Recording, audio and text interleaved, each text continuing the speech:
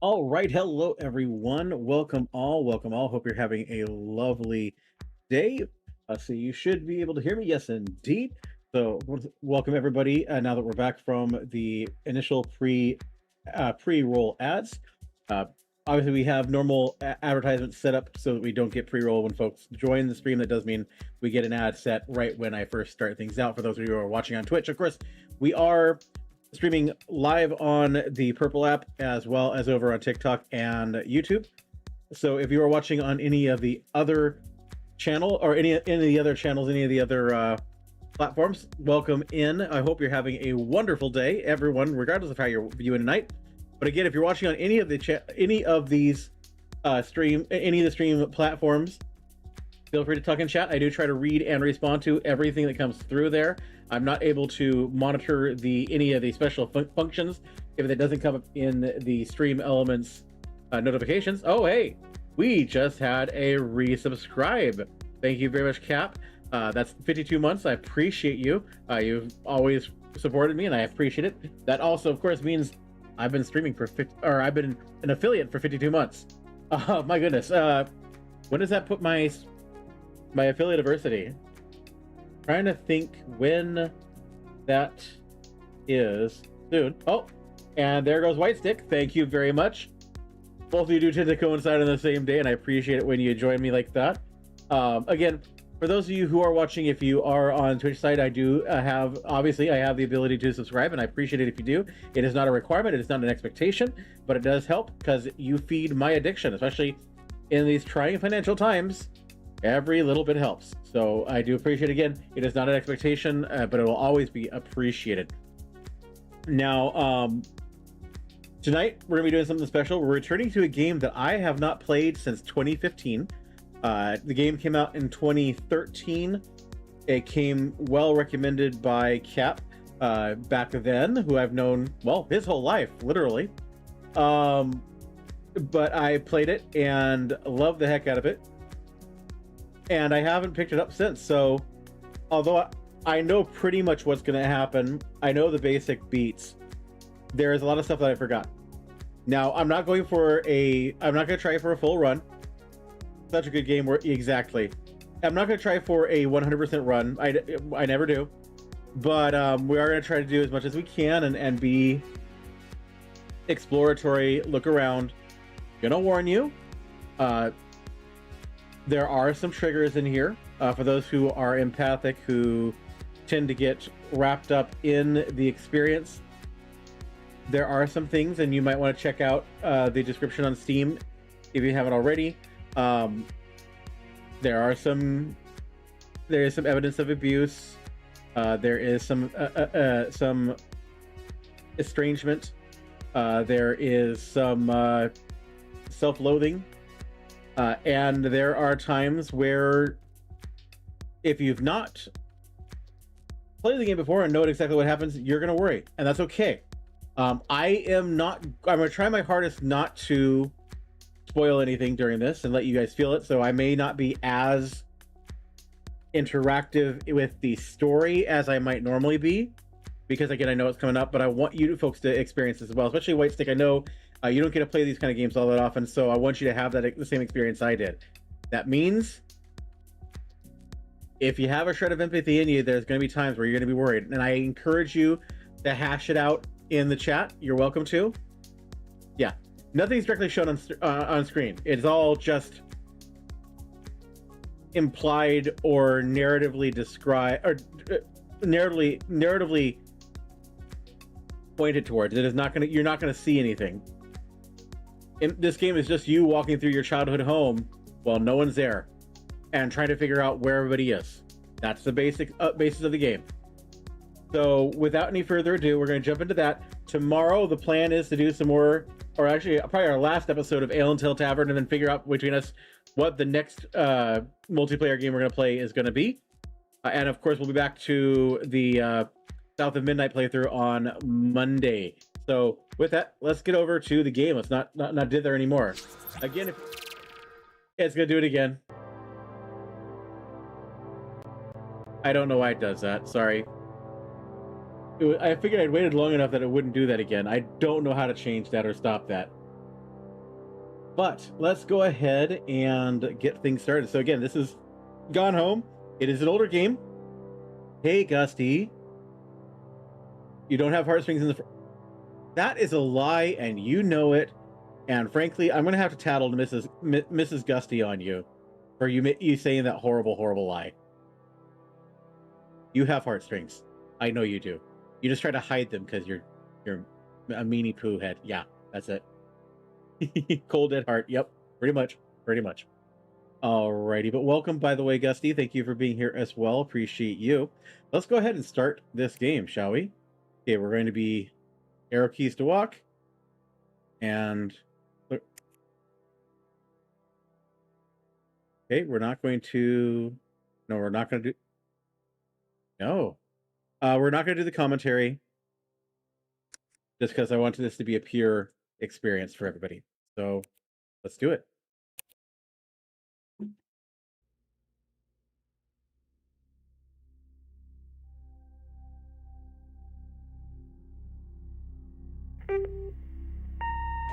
Hi, Mom. So I got my ticket home from Europe. I get back on June 6th, but it's a really late flight because that was the cheapest, so it gets in at midnight. But don't worry, I'll get a shuttle from the airport so you don't have to pick me up. Like, really seriously, you don't have to. Okay, so, love you. See you soon. Bye. Yeah, you totally don't tear up the Sam carrying Frodo up Mount Doom. Nope, not one bit. Precisely. Precisely, Gusty. We all know you. You heartless, heartless man.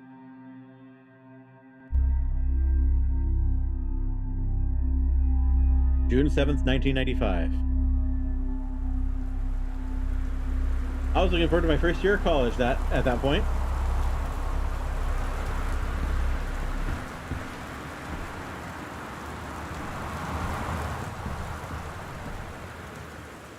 Caitlin Greenbrier, that's me. Portland, flight 270, June 6, 1995.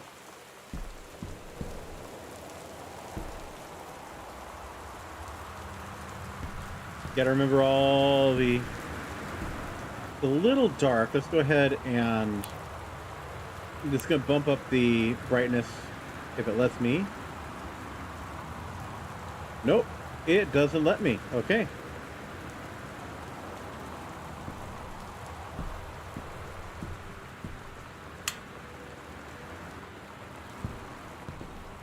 I'm afraid of the dark. Don't let me sit in the dark. I just looked up their Steam page. This game is made by Fulbright Studios, and their latest game is one called Toilet Spiders. Yes, I don't think the studio's around anymore, unfortunately. Katie, I'm sorry I can't be there to see you, but it's impossible. Please, please don't go digging around trying to find out where I am. I don't want anyone to know. We'll see each other again someday. Don't be worried. I love you. Sam.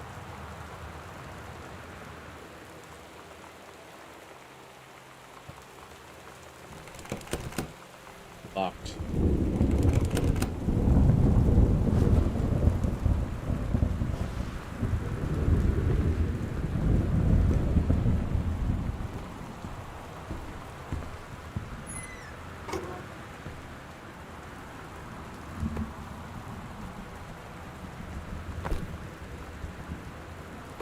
Good old Christmas duck.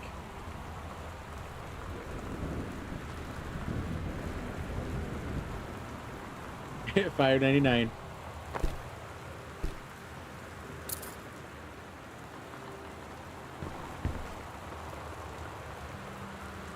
Oh, okay, so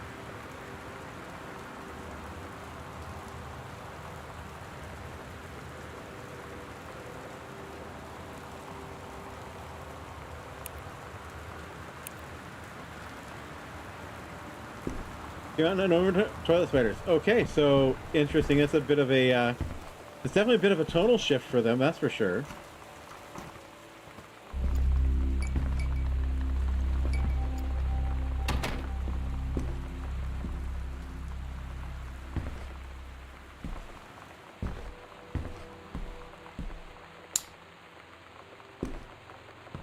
Okay.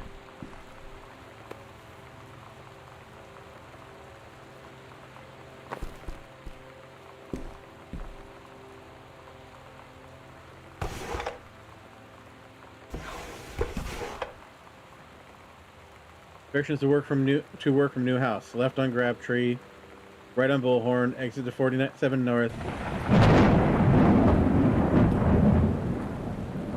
Well then. Hello there.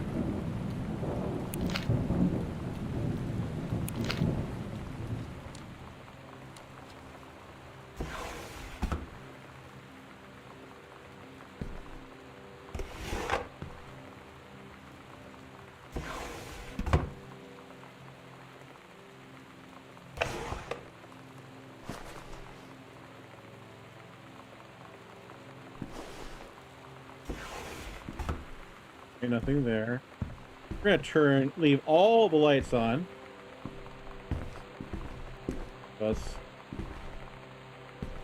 Okay, so I can't run. Invoice. Wellspring Movers Inc. Invoice. Terrence Greenbrier. Destination. Descriptive list of shipment. Dear Katie, so much has changed, even just since you've been away. We moved into this house. I'm at a new school. And my big sister being gone for a year doesn't make it any easier. It doesn't feel real.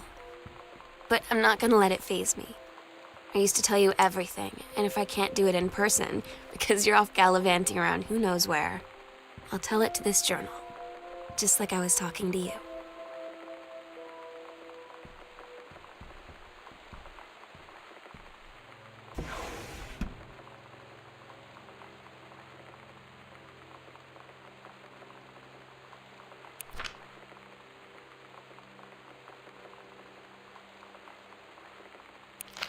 That's your itinerary.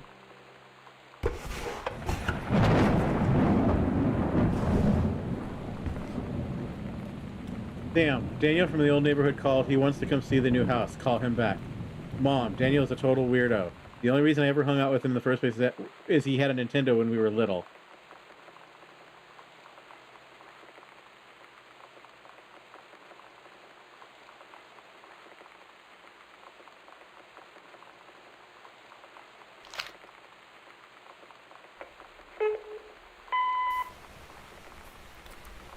Sam. Sam. Hello. Sam.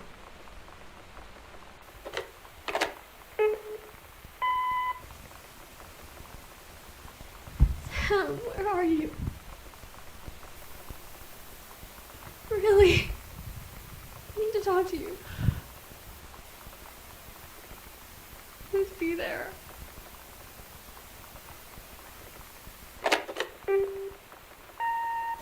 Hi, Mom. So I got my ticket home from Europe. I get back on June 6th, but it's a really late flight because that was the cheapest, so it gets in at midnight. But don't worry, I'll get a shuttle from the airport, so you don't have to pick me up. Like, really seriously, you don't have to. Okay, so love you. See you soon. Bye.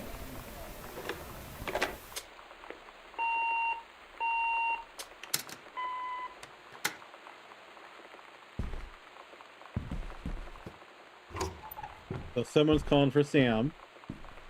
Sounding very upset. And Sam wasn't replying. Sam, Katie, Mom, and Dad. That's me. Okay, see if there's anything else here.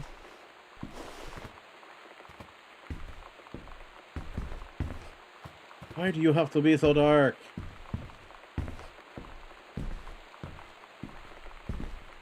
Okay, what's in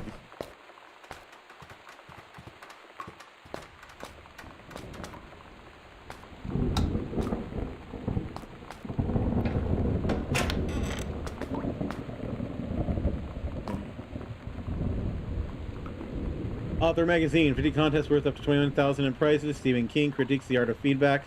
Getting published, The Secret, The Blank Page, How 20 Top Authors Conquer It.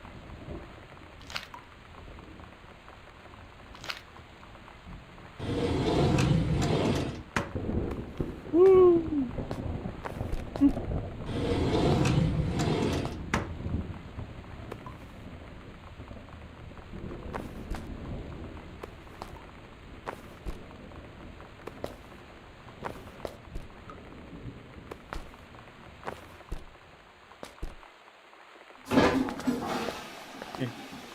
see anything in there.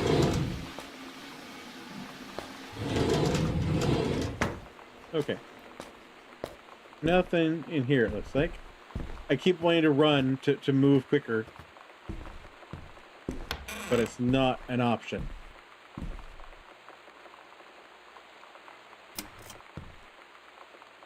Okay.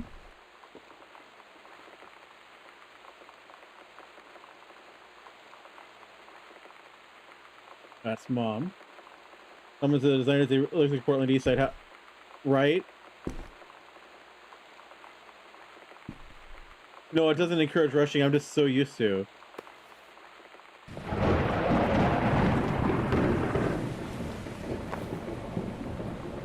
Fine, I won't throw the game on the ground. I threw it on the ground. I'm an adult.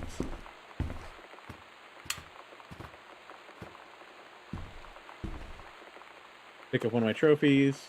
Regional track and field finals. First place.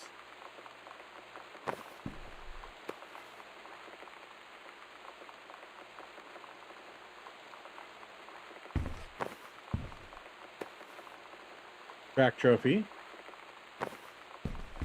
So she was definitely the achiever.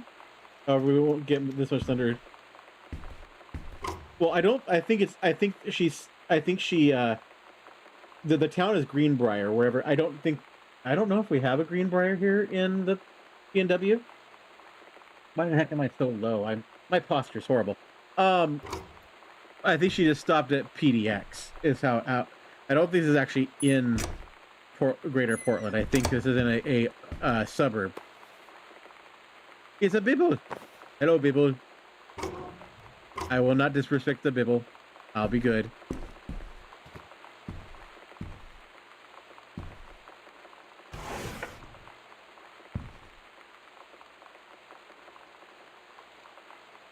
Fictional suburb, exactly. It's so good to hear from you again. All this new house business sounds like quite the adventure. Remember the little dorm room we shared freshman year when we were miserable, fantasizing about our dream homes? I always said I wanted a mansion. You said you wanted a house in the woods. Look who got both. Somebody up there likes you. I could use some of that magic. Send me some lotto numbers. I'll play them, seriously. But I shouldn't be complaining about this good old split level we've had since Bob got transferred to Winnipeg. We just got new vinyl siding. Jealous yet? Let me know if you ever want to trade places. So how are the girls doing? Has Katie left on her big European adventure yet? Speaking of jealous, right back soon. I miss you, Rumi.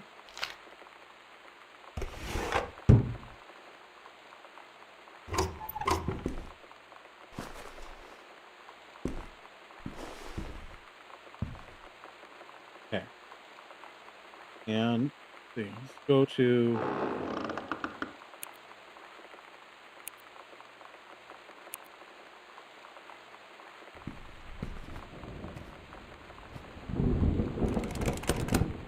Greenbrier is their last name. Oh, gotcha. And Boone County, a fictional county styled after Tillamook. Okay. But if she's coming in from, and she's coming in from Amsterdam via Chicago, so LA or PDX or Cincinnati. PDX is where she would stop before going on home. But she said she got a shuttle, which shuttle to Tillamook County would be a long shuttle. That's two or in particular location in the house. Okay, where light? Ah, turn on the lights. Turn on the lights. Hey, it's one of the postcards I sent. Hi, Mom, Dad, and Sam. I'm in Paris. I've done many Parisian things, including eating le petit déjeuner and wearing a beret. I'm going to have lots of film to develop when I get back. Sam, I'm bringing you back something from the Shakespeare Book Company, since you were my favorite sister. That explains lighting. Oh yeah, it's closer to the coast. Obituary. Oscar Mason, 60 of Boone County, died peacefully last month in his home. Mr. Mason was born on September 8th, 1933 in the house that would be his home for the rest of his life. He attained his degree in pharmacy at a young age and returned to Boone County. He quickly became a well-loved figure at the center of the community. In the decades preceding his passing, he was seldom seen outside of his home. A service will be held this Sunday at the First Methodist Church at 1 p.m. All are welcome. His survivors include his nephew, Terrence Greenbrier, as well in spirit the people of Boone County, to whom he provide wellness and comfort. So I think that's Grandpa.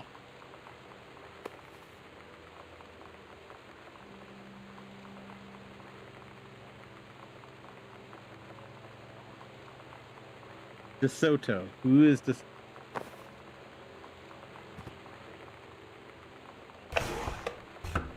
Don't think we know who DeSoto is yet.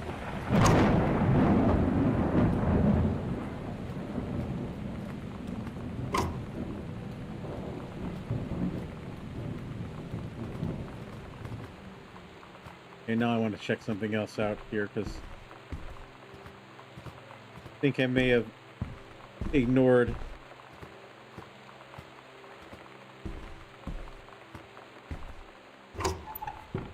Okay, nothing there. It's nothing that I can see.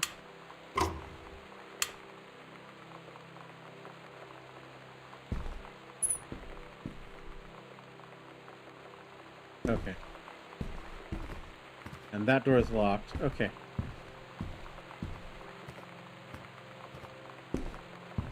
We might actually do this all in one night.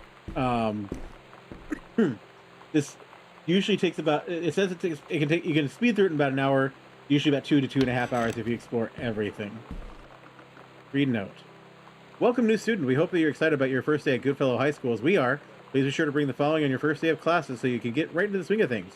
One sturdy folder with pockets for each of your 6 class periods. One line notebook per period, or one large notebook with 6 divided sections. At least 6 pens, blue or black ink, and 6 pencils. One box of colored pencils. A standard combination lock for your assigned locker. A nutritious lunch, or $2.50 for a lunch provided by the school cafeteria. A positive attitude. Please remember to get plenty of sleep the night before and ready for the first bell to ring at 8 a.m. See you soon, and again, welcome. Oh my god.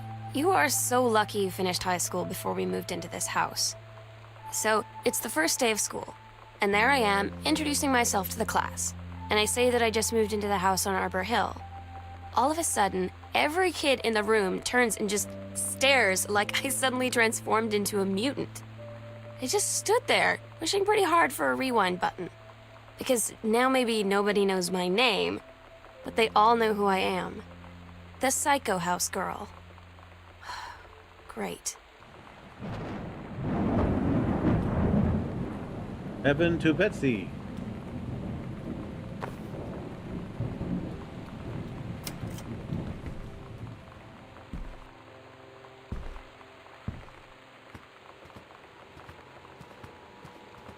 So this is not my childhood home. That's right. This is the house I moved into.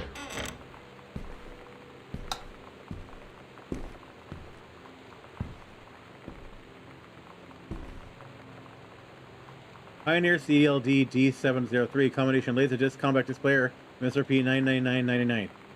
Remote with blacklight, double-sided play, headphone out, display off, jog shuttle dial, blah blah blah blah blah blah. They say that a jack of all trades, the master of none. I have to disagree. Mastery is not a question of specialization, but sureness of purpose and dedication to craft. If you happen to be in the market for a combination LD CD player, you'll be glad to know that the Pioneer seems to share this particular. Okay, so somebody doing a review. Why not disrupt motorcade minutes before LHO can fire? Grassy Knoll steamrolled? Intercept LHO in USSR. LHO killed in Marines. Lee Harvey Oswald. State of emergency in Dallas cancels motorcade. JFK poisoned, kidnapped, injured. You can do better.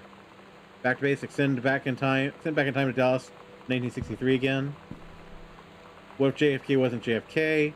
Early spaceflight utopia, advanced technology, end World War II early. Time stream too different. JFK president, US with USSR coalition. Chinese, Japanese, Lebanese.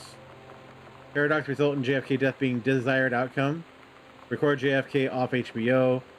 Magic bullet theory, lone gunman, X-Files check with Sam. So we've got a writer.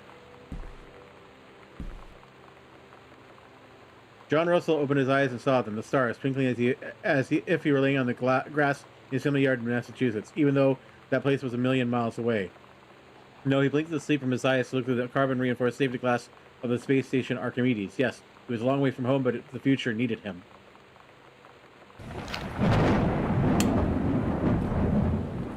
Yeah, Dad's a wannabe sci-fi writer.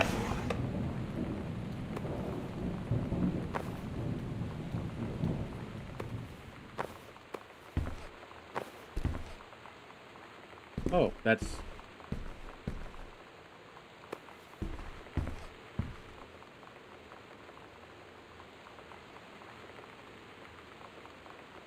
Why is that a question mark?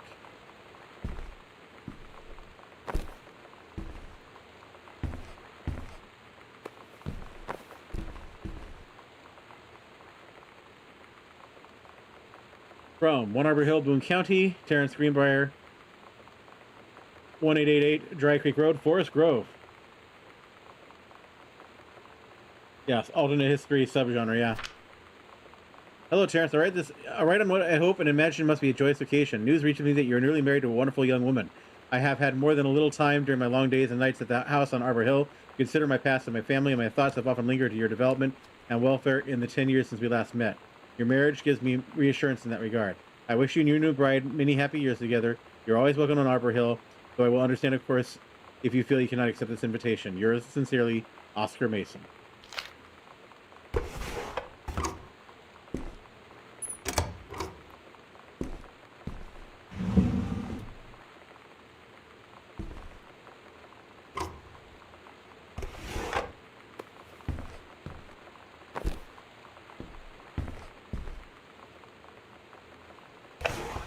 Nothing important there.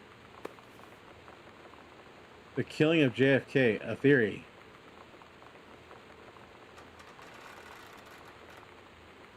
Important new look at the circumstances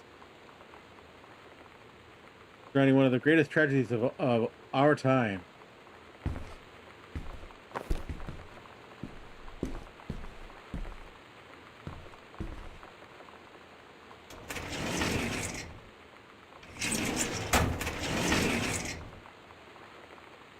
We don't know the combination yet, so...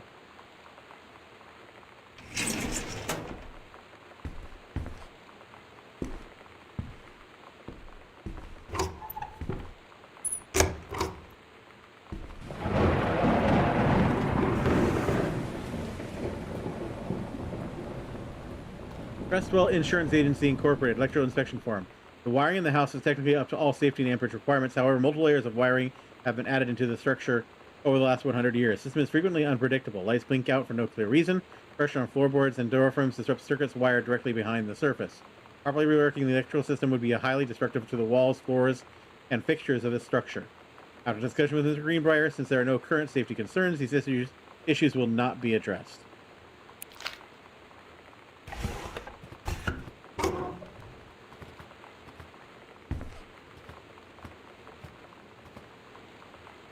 A quaint old house.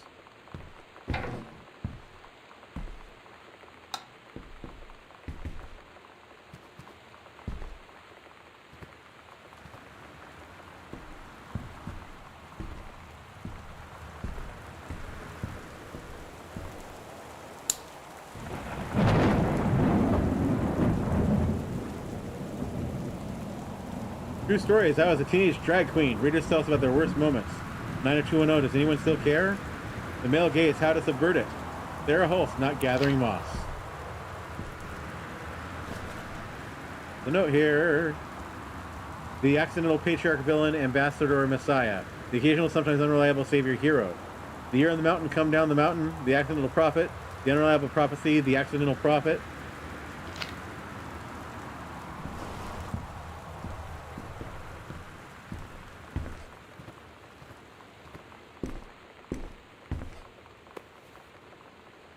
A Stranger Under My Roof, the best-selling advice book for parents of teens. The teen years are fraught with change of all types, physical, mental, emotional, and spiritual. But these changes don't just affect your teen. Your teen's turbulent years are a challenge for parents as well. Maybe the biggest challenge you've faced you've faced since having children. This book holds insights into your teen's behavior from the very beginning, as he or she first enters adolescence, up to the end of the teen years, as he or she enters young adulthood. The practical strategies here are based upon well-tested principles of pediatric psychology presented by Dr. Elisa Medina, herself a mother of 2 teenagers. Prepare to gain new tools for establishing a productive, healthy, and loving dialogue with a stranger under your roof.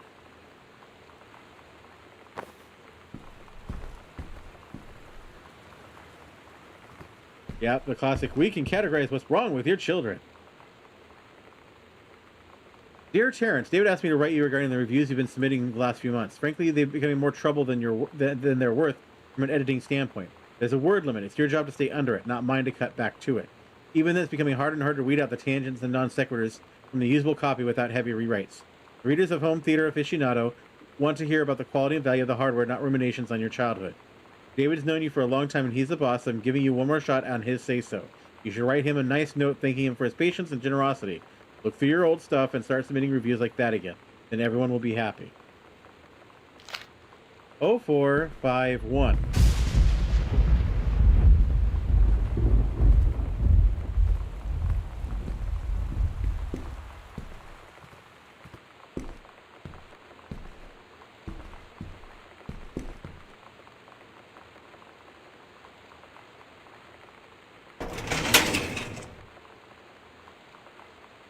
Kublik and Wise, attorneys at law. Dear Mr. Mason, please find enclosed your original document and typed copy for your records. The notarized copy has been filed at our offices. Thank you for entrusting our firm with this important matter. Yeah, how ominous. Folks, hold on for just a moment. I'm smelling smoke. I don't want to alarm anyone, but I just want to double check to make sure everything is okay. I'll be right back.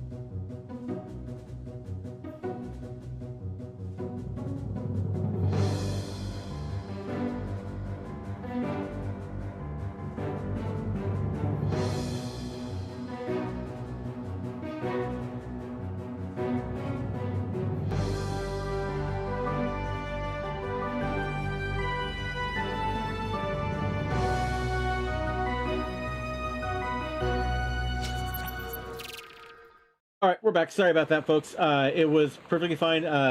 We have neighbors with a fire pit that apparently decided to have a little fire in their backyard. So it was just wood smoke. I wasn't expecting it, so we're all good. Let's go ahead and continue.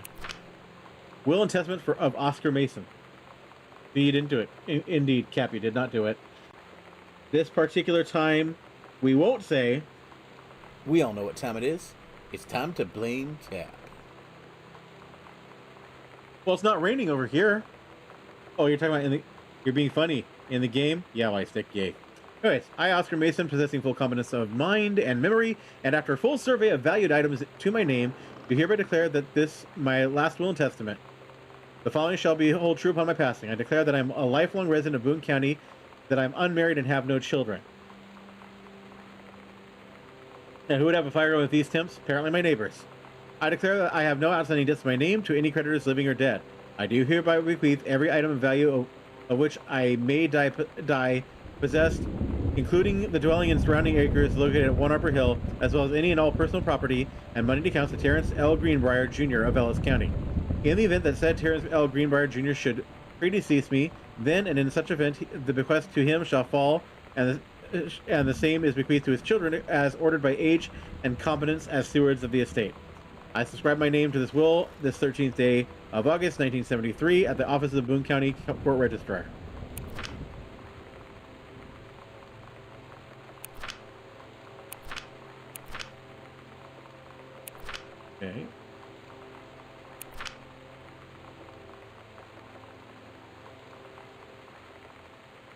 Yeah, I don't see any difference in. Okay, interesting. Okie dokie. This is a severe weather warning. The Northwest Weather Service reports high winds and torrential rain conditions affecting the following counties: Austin County, Boone County, Dawn County, Ah, Tacoma County, and thank you, Wistaria Cat. County. Secure all windows and doors. Flood conditions are expected at lower elevations.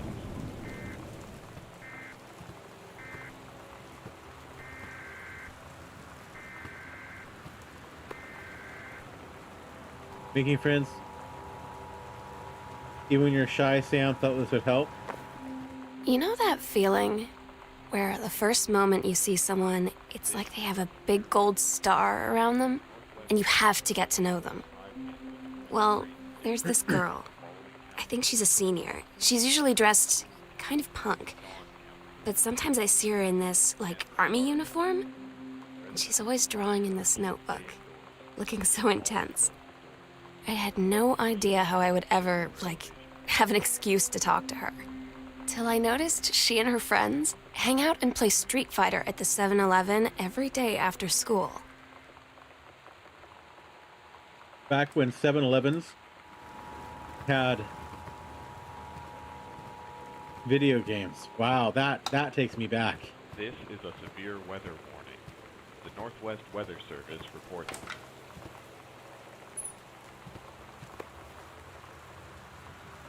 Never worry again about having friends to spend time with. This book will teach you how to make friends, even when you're shy. The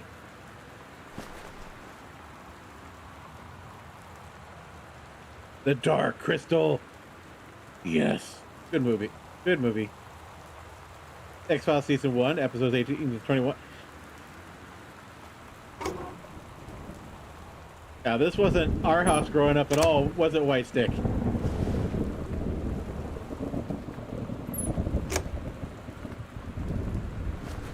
Lincoln Fort, hauntings and poltergeist levels. Poltergeists and hauntings. Find out the truth behind stories that were familiar even to our pagan ancestors. Discover how to tell a hoax from a genuine haunting, how to categorize and understand strange phenomena you may encounter. Learn about the unhappy spirits that share the earth with us, and what they can teach us about our connection with the natural world.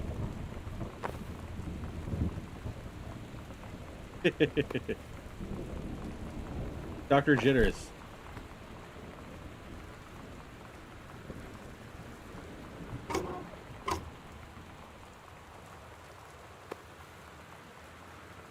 Ratmobile.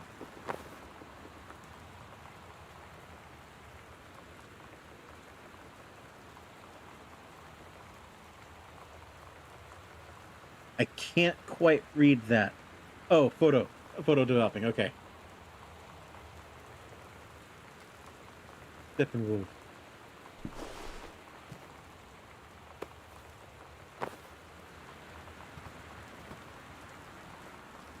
Pizza.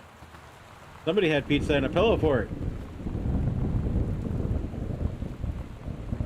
Friday 8 p.m. Family Matters, Unsolved Mysteries, Diagnosis Murder, Mantis, Lucy Show, Strange Luck, Boy Meets World, Bonnie Hunt Show, Dave's World, Theater of Blood, Chinatown, Step by Step. Mantis was around in 1995. That had, let's see, what episode or. Trying to see how to see underneath it. Hey, there, right there. They had BBC or Red Dwarf. That might have been on. Oh, that 25 might be OPB then, because I believe Red Dwarf would play on OPB sometimes. Text in the my microphone was in the way. I couldn't even see it. So, Homicide: Life in the Street. Okay, yeah. So 56 Dateline Friday. Okay, yeah. So okay. That's got to be reruns then. But the very fact that Red Dwarf was there makes me happy.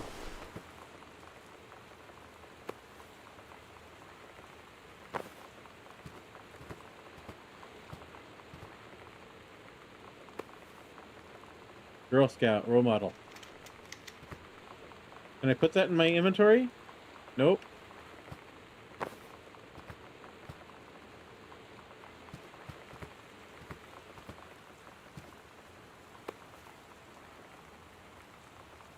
Okay, nothing on the matchbook. Tape player right there on the table? That wasn't a tape player. Oh, that's a tape player. Shut up.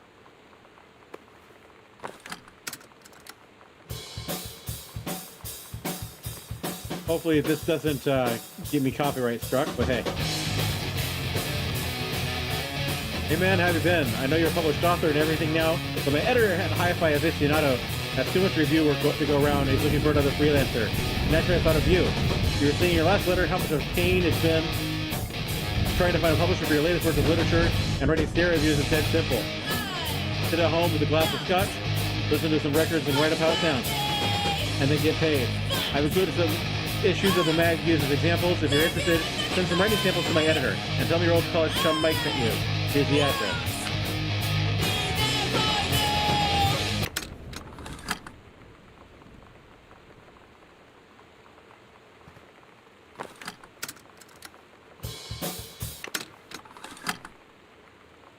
Yeah, that's why I stopped at White Stick.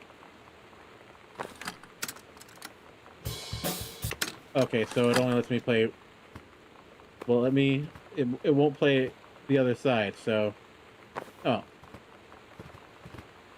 So, that sounds like punk band. The Accidental Savior is what he went with, okay. November 21st, 1963. John Russell knows that the president's life hangs in the balance, but who would believe him? Gee, reminds me of another book by an author that's been mentioned in this game already. About the assassination of JFK.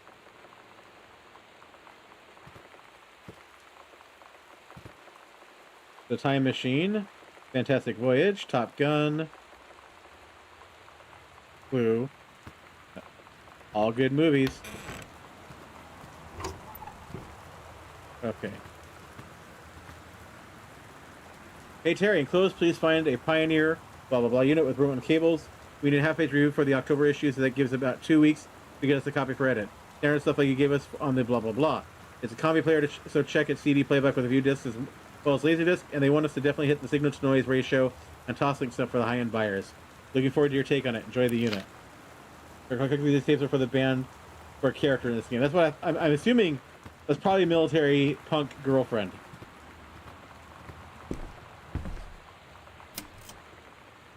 Yeah, the gal that the girl that she was talking about. The Heaven at the Edge of the World. Samantha Greenbrier, Grade 2. Story: The Turtle People, Part 1. Captain Allegra looked off at the ocean. It went on forever, or so it seemed. Someday she would find the edge and get to the paradise there. Then she heard a cannon fire. Boom! It was a black pirate ship.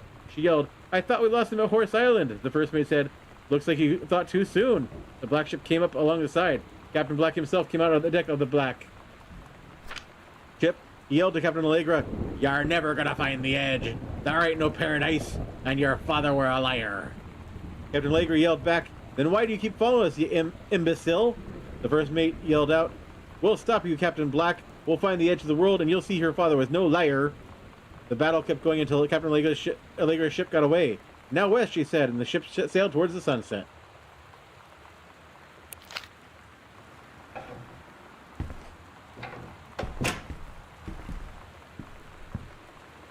Whoop.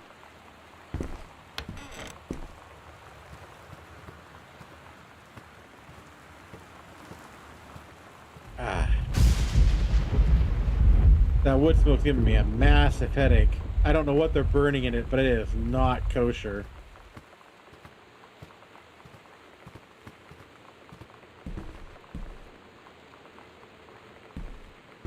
Okay, we go further down the hallway. Place is huge, yeah. Well, it's essentially a mansion.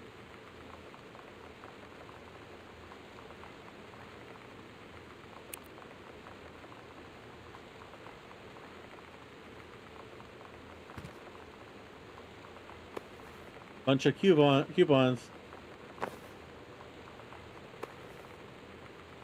United States Department of Agriculture, U.S. Forestry Manual.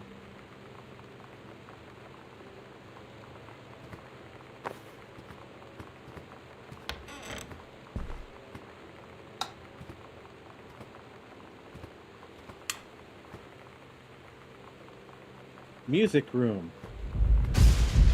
Music makes the people come together. Yeah. And we haven't even gone upstairs yet, right?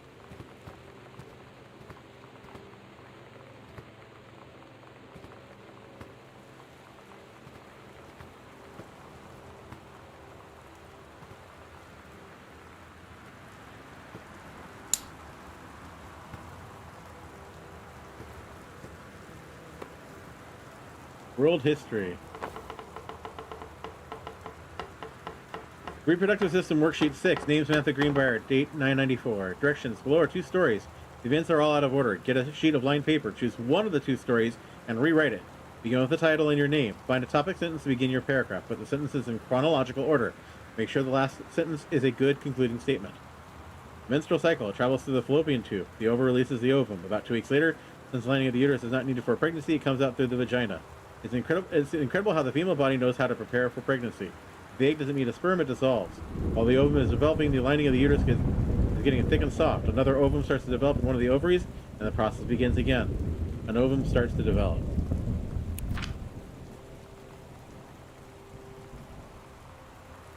Early morning of September 1st, 1939. Essa Glatt stares out of the window of the train as it travels from Vienna back to her home village of West Weilen in Poland. As the train rumbles along the sun, and the sun rises over the countryside, she only thinks of her dear Borislav, the boy she is engaged to wed. Meanwhile, deep within her guts, an ovum starts to develop. As this train approaches its destination, her heart races. The lining of the uterus is getting thick and soft. As Essa steps off the plane, her eyes dart quickly around the gathered crowd. Then, there, her dear Boris. Still in his baker's smock, he must have dropped his early morning duties at his father's shop to come meet her. Her heart skips a beat. The ova releases the ovum. It travels through the fallopian tube. Over the wheezing of steam engines, a deep hum grows. It's coming from the sky. Dark shadows pass over the station. A whistling sound. Essa, her thoughts only a second faster than the bombs, reaches out to her dear Boris across the crowd. Their eyes lock, and the moment freezes. The flash and smoke envelops him almost instantly. In the assault by German forces, almost 75% of the people in her hometown are killed. The rest, including Essa and 4-time Borislav, huddle in a half-destroyed church. He is blind. His legs are missing, bandaged with torn bedsheets. Essa's egg will not be meeting a sperm. It dissolves. About 2 weeks later, Boris loses his grip on life. Essa has given up her rations to keep Boris alive, but in the end, nothing can save him. Since the lining of the uterus is not needed for a pregnancy, it comes out through the vagina. Essa vows to survive. He sets off to join the Polish resistance as a daring spy and saboteur. Another ovum starts to develop in one of the ovaries, and the process begins again. It's incredible how the female body knows how to prepare for pregnancy. Note, steamy.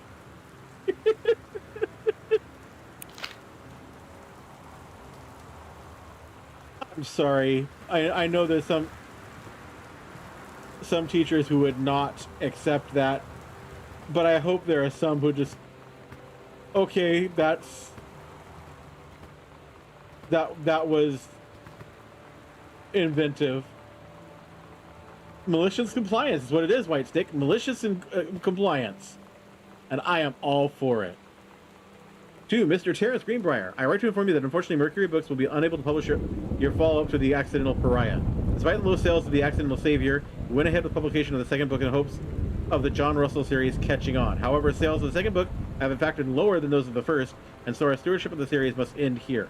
It has been a pleasure working as your publisher, and wish you and John Russell the best in your future endeavors.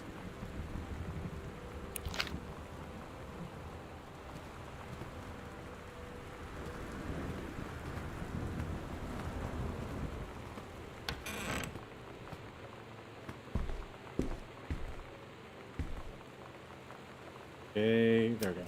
Alright, there we are. Samantha, please give this to your mother. Thank you for having Danny over to your new home. He has missed having his friend Samantha in the neighborhood very much. Danny asked if he could lend Samantha his Nintendo Street Fighting tape, and I gave my permission. He needs to spend less time with those games anyways. No hurry returning it. Let Samantha know that she is welcome back to our house to visit any time. When you live in one place your whole life, your next door neighbor is kind of like your default friend.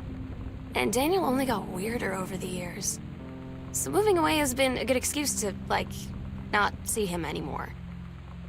But he did always have the good Nintendo games. Maybe I'll give him a call.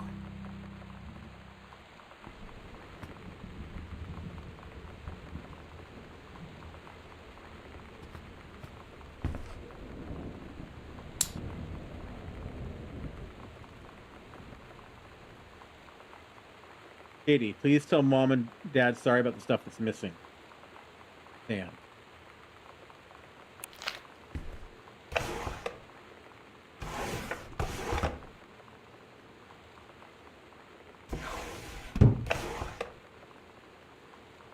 Hi, Lonnie. So if you wanted to come over to my house still this afternoon, that would be cool. I can drive. It's kind of far, but I can drive you home. I'll drive you home too, so hopefully that's fine. Right back and leave this in my locker if you still want, and we can meet in the parking lot after 6. Samantha. Yeah, I'm totally in. See you there. Then I'm gonna kick your butt. Get ready. So you know what they say about the best laid plans of mice and men? Yeah, turns out it applies to Street Fighter too. At least I worked up the courage to walk into the 7-Eleven and ask for a turn, but all that practice at home did not exactly translate in the wild. So after I was finished getting my butt kicked, I followed them outside while they smoked. And that was when she asked me if I was that psycho house girl. But then she said she's always really wanted to see the psycho house. Her name is Lonnie. She's coming over tomorrow.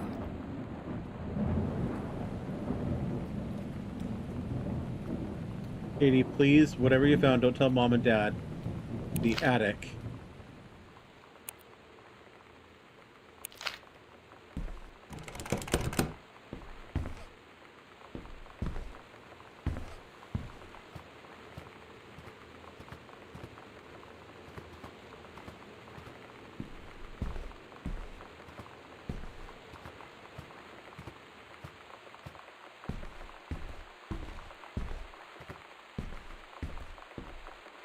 Okay. Since we got 2 locked doors, time to go upstairs.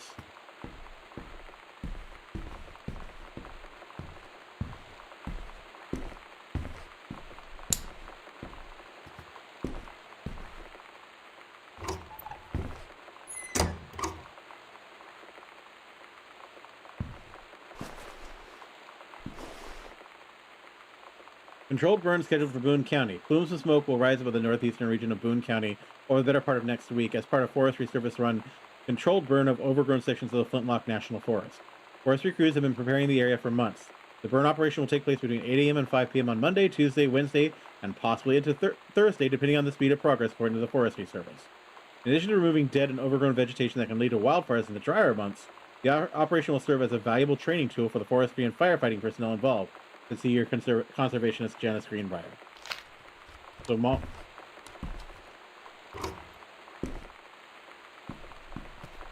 Mom was involved in a controlled burn.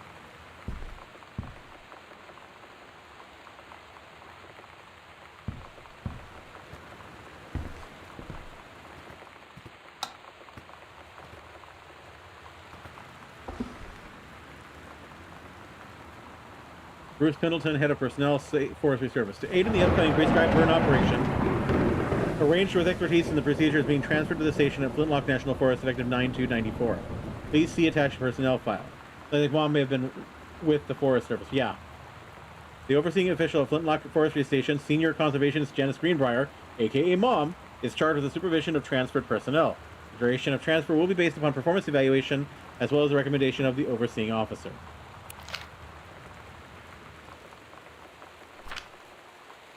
Monday, couples bowling. Wednesday, cooking class, take apron.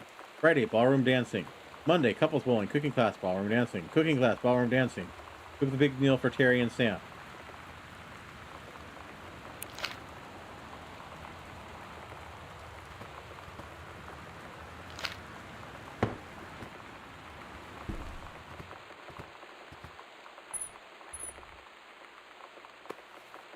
Cassette case. Ratmobile. Potty mouth for Sam. Oh, Bratmobile. Love Thing, X-Tab, Cherry Bomb, Throwaway, PRDCT, Some Special, F Your Fans, Polaroid Baby, Panicky, or Panic Bio Team, Rickard, Cool Schmool. Okay, Bratmobile must be the again. It's weird hanging out with girls. Daniel was around ever since I was little, and other girls? I don't know. But being around Lonnie is like instantly just right. I gave her the grand Psycho House tour and took my revenge on Super Nintendo. And it was like, I don't know, I finally found someone I feel normal around. I drove her home and she gave me this tape and said, "You have got to listen to this." I haven't stopped playing it since.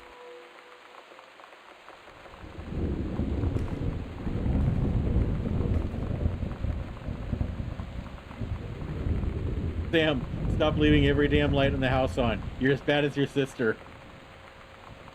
Mixtape from Avenue. Oh, goodness. I don't remember that one, but yeah, Daniel called again. He wants his Nintendo game back. Daniel called. I, Samantha Greenbrier, am 17 years old and am therefore an independent, fully functioning human being. The fact that you still forbid me from going into the city on my own is frankly absurd. Compare with Katie, who is only 3 years older than me and yet allowed her to go all the way across an ocean to another continent on her own. I want to spend an evening in a normal, totally safe city on my own like a human being, and since you may also remember that I have my own car now, you can't really stop me. Warmest regards, your daughter, Samantha.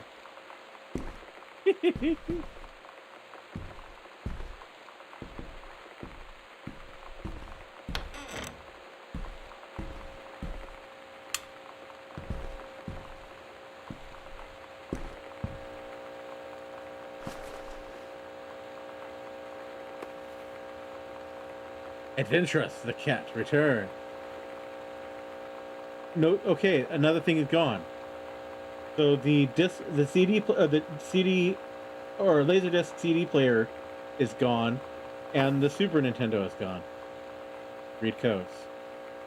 Fireball, hold punch, kick, kick, kick, kick, helicopter kick, down and kick, air stomp, down and medium kick while jumping.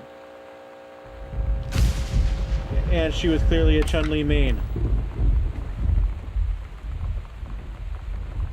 Okay, can I still do this with my eyes? Okay, that is either a shark or a dolphin.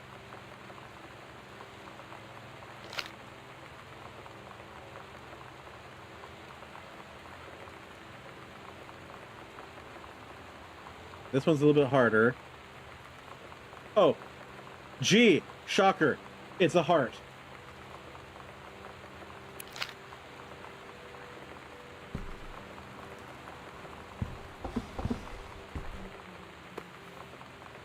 Super Spitfire. Journey of Crystal.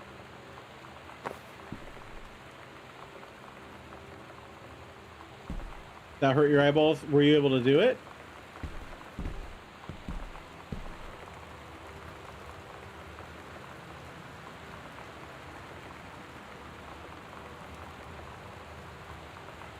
I haven't had that much to drink, Jodie Foster. How many fingers am I holding up? 2. You better not have been reading my secret diary again. Here you go, Mitten. Have some pate. Gross. Meow.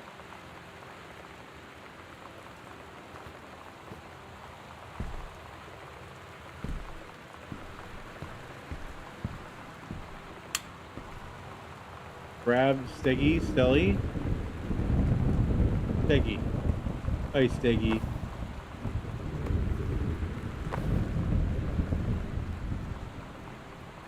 Drew. Kurt Cobain. Oh. R.I.P. Kurt.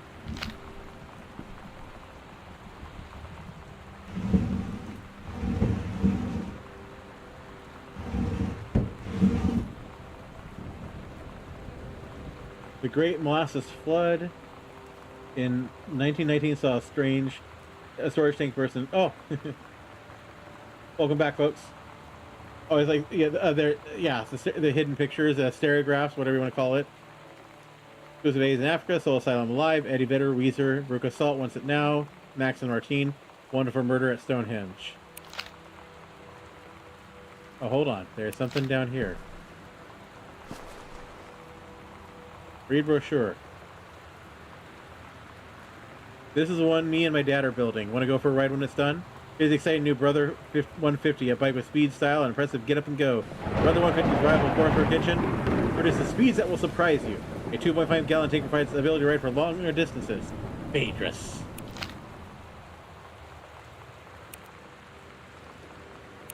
I'd assume that's from Lonnie.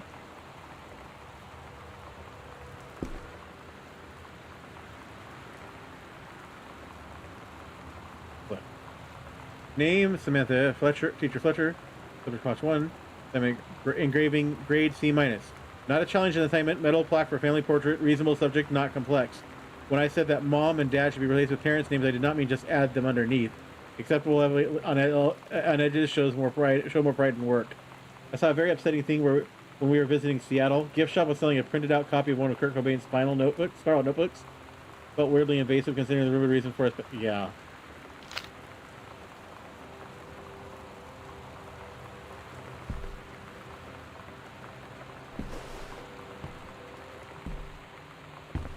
Art exposition, okay.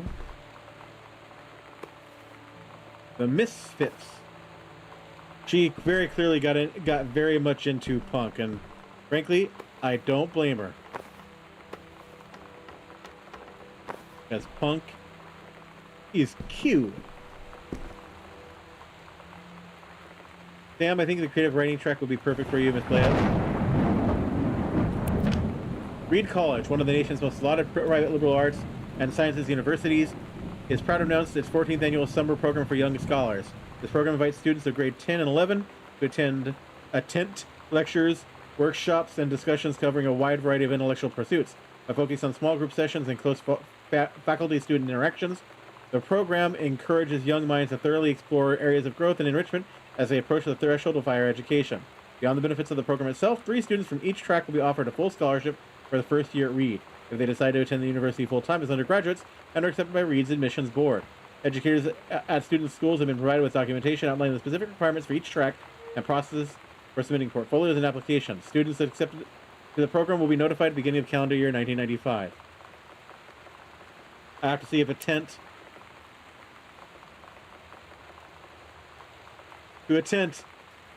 is right there. That was a real program at Reed. That was one we actually looked at. White Stick. I don't know if you recall, but that was one of the we looked at it. Couldn't really get into it at the time, but that was one of the colleges I looked at, and that was a program that we considered applying towards. I don't know why I never did.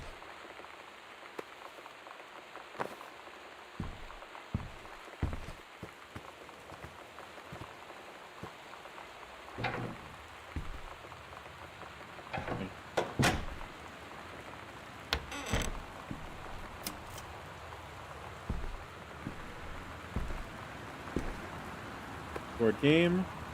Got your number. Captain Allegra, still in her flowing skirt and sturdy jerkin, descended the single shining thread into the lower cavern of the labyrinth. She and the first mate, on their own now, grew closer to the goal, the throne room of the dead immortal king of the island. The first mate slid down the line onto the stone floor. He swept chalky bone dust from the front of her canvas trousers and looked up at Allegra. The silken thread, nigh unbreakable thanks to enchanted moths that inhabited the island, trailed behind, leading their way back to the entrance. From further into the labyrinth, a moaning began to echo. The moaning grew louder and clearer. The king's cursed voice. The hairs on Captain Allegra's arms stood on end.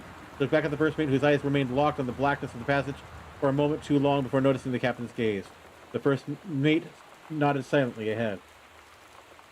Alright, Cap, seen a little bit. The great basin of the dead king's throne room lay below. Skeletal in rotted robes, the king was hunched over a blue orb topping his royal scepter. As he sang, wailing souls flowed in one by one through the cracks in the cave walls, pulled into the orb, causing it to glow brighter and brighter. Behind the king, a long staircase hewn from rock led down the chamber, into the chamber from passage at the top. Allegra said, "We have the advantage in numbers. I will draw his attention and you," but the first mate interrupted. "No, I am smaller and quicker." and you know of dealing with mystic energies like these. I will circle to the other side, get the king's attention, and lead him on a merry chase.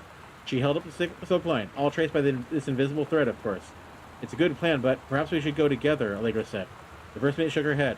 You know this is our best chance. Don't be afraid for me. They grasped hands and exchanged 3 tight squeezes, their palms growing warm. The first mate tied the shining thread to the belt of her trousers, gave a quick salute and a wink, and dashed off. Allegra waited, staring vigilantly across the top of the stairs where the first mate was to appear. The king continued his wait. No, no! The singing stopped. The king turned and began walking up the stairs. Allegra wanted to call out, to do anything to stop the first mate from running headfirst into danger. The king was nearly at the top of the stairs when the first mate burst through the passageway. She skidded to a stop, then turned and ran, the king chasing after her with distressing speed. From some dank passage much too far away, Allegra heard the first mate scream. The line in Allegra's hand went taut, then shuddered. It felt slack to the floor. Allegra ran, following the line, and came to its end. The unbreakable thread dangled limply, its end frayed in her hand. She tossed it to the ground and ran.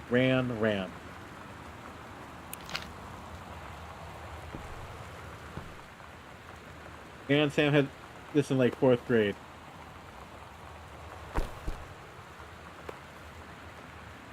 Ollie Bibble.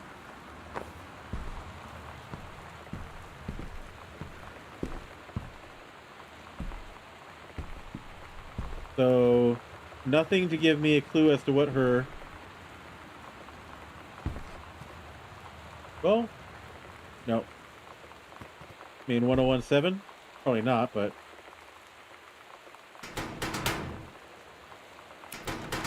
Nope. It was a thought.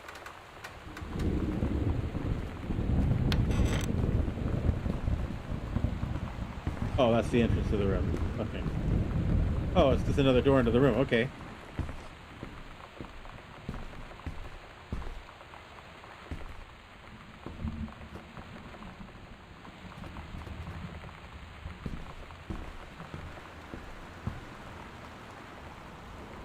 Hey Sam, do you want to see Pulp Fiction after school at the Coliseum?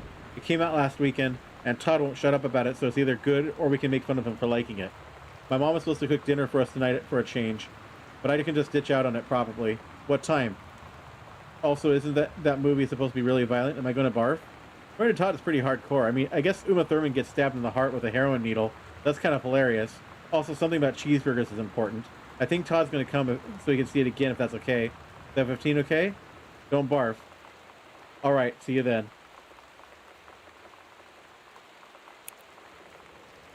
Barf.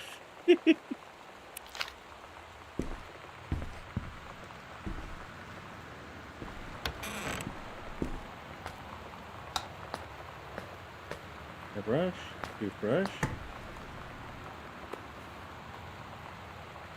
Lonnie rules.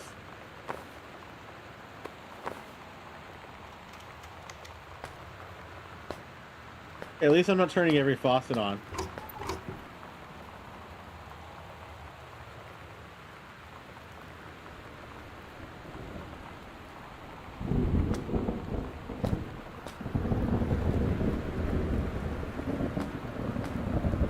Wait, what's...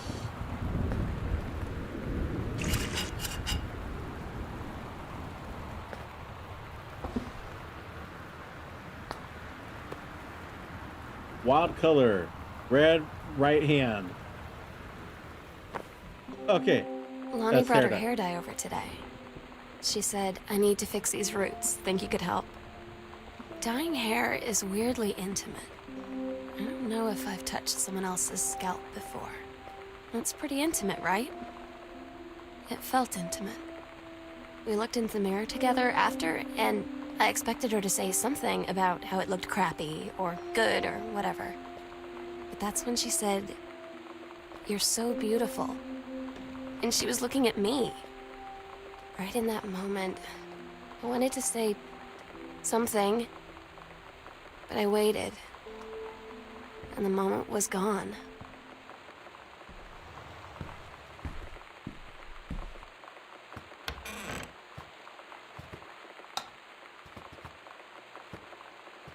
Okay, here's Mom and Dad's room, it looks like.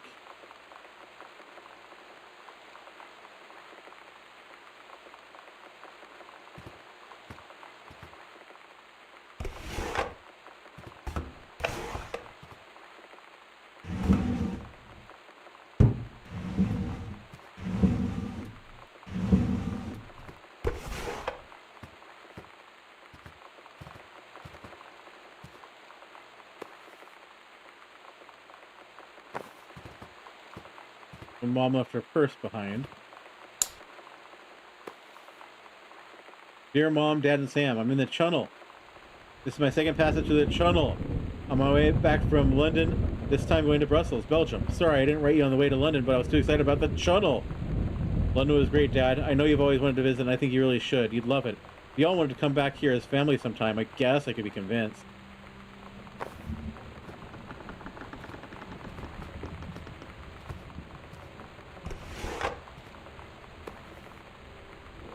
Another bibble.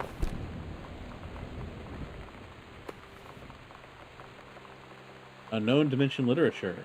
Kaz Publisher. That's gotta be Dad's.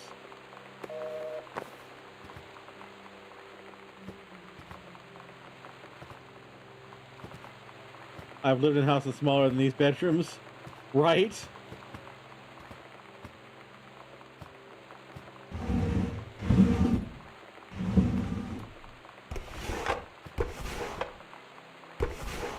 Yeah, this is officially Mom's dresser.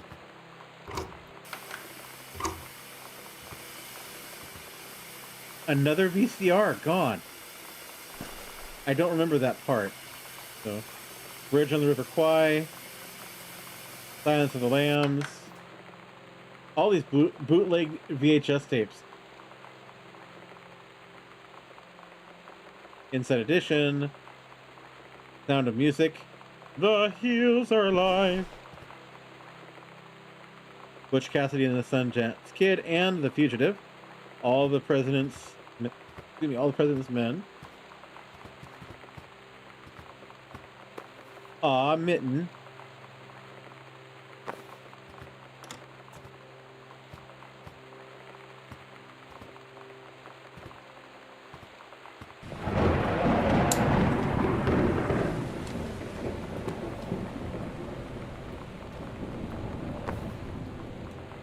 That is a classic late 70s, early 90s, or early 80s photo if I've ever seen one.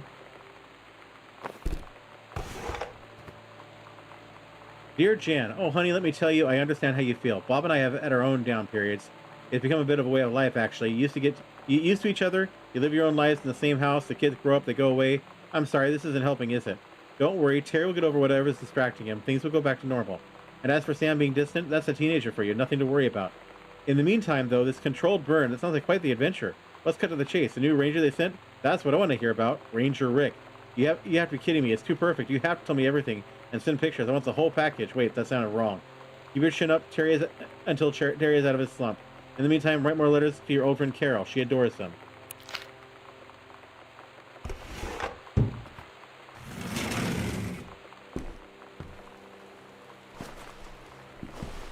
That's just underwear.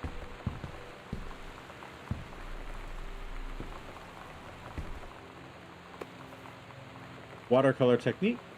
Okay.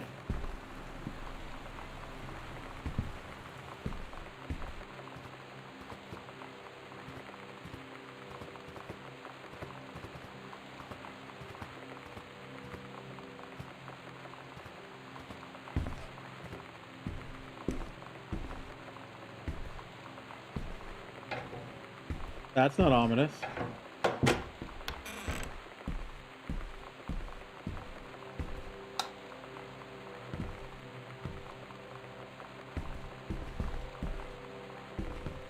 I'm assuming this is kind of technically my bedroom. Katie, Mom and Dad were going to make up the guest room for you to stay in over the summer, but you came home on such short notice that they weren't around to do it. You can use my room if you want. I won't be needing it anymore.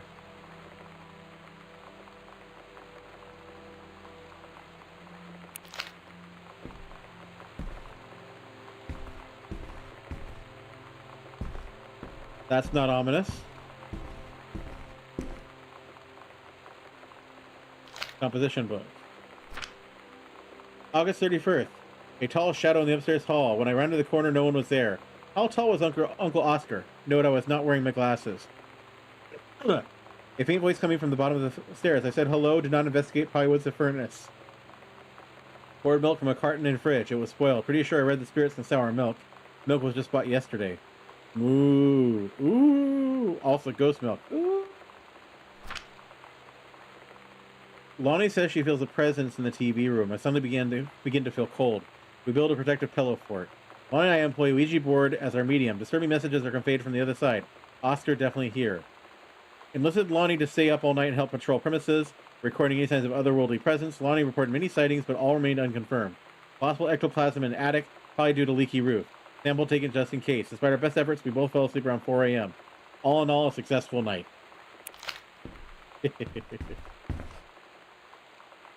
Hey Sam, you were asking what my JR OTC ribbons meant? Here's a handy guide. Orienteering. This means the Army thinks I can find my way around. Rifle team. The Army has branded me as a certified killing machine. Adventure training. I'm a born adventurer and no borders can hold me. The Army recognizes this. So if you didn't think I was cool before, now you do.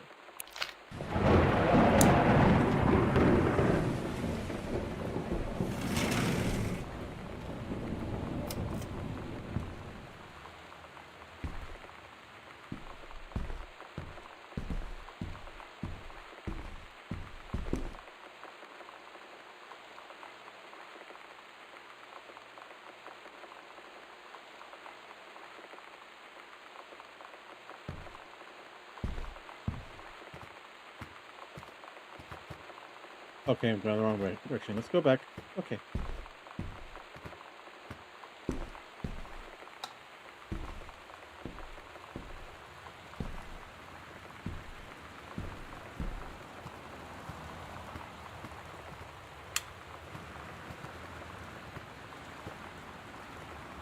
Oh, we saw Mom had a watercolor painting book. Halloween show, The Misfits. They're awesome. Don't forget your costume, Stygian Lounge. See you there. Sometimes you just have to lie to Mom and Dad.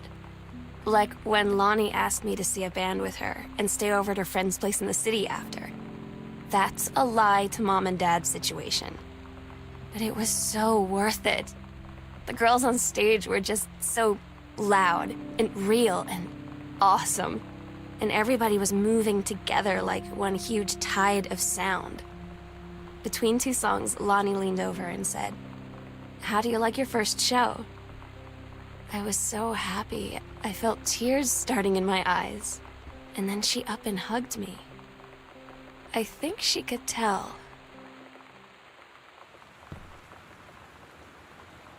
Performance evaluation. Richard Petermark. Supervisor Janice Greenbrier.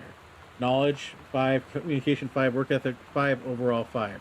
Ranger Petermark has been indispensable during the course of the prescribed burn preparation and execution. I believe his expertise and dedication has been the deciding factor in the success of a very complex and challenging conservation effort. In the opinion of the Flintlock Steel Forest staff, Rick's contributions to daily operations have become essential to the outfit's continuing success. To this end, I will be formally submitting paperwork requesting his permanent reassignment to the facility. You really like this dude. Which could be a little concerning. We got a cassette. We got more music. See, this is Heavens to Betsy. Nothing can stop me. I'm being drowned out again, just warning.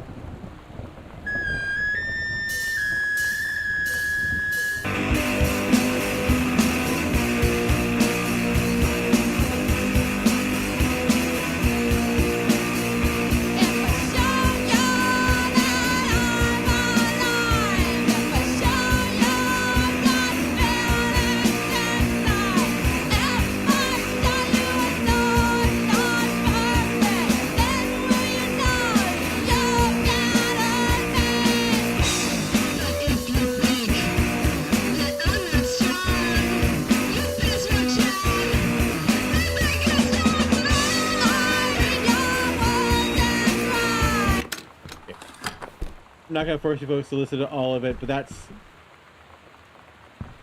fun.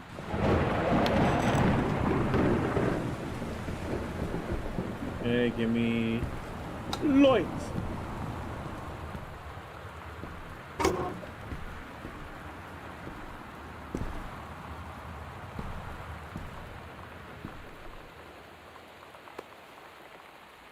Okay, I can't even read that. Healthy choices, skills for a healthful life. Ooh, yay. Lonnie, holy crap, I was in the library and noticed something in the corner and found a secret passage and it had Oscar's creepy old stuff in it? Oh my gosh. I have to see. You have to see this. We're skipping 6.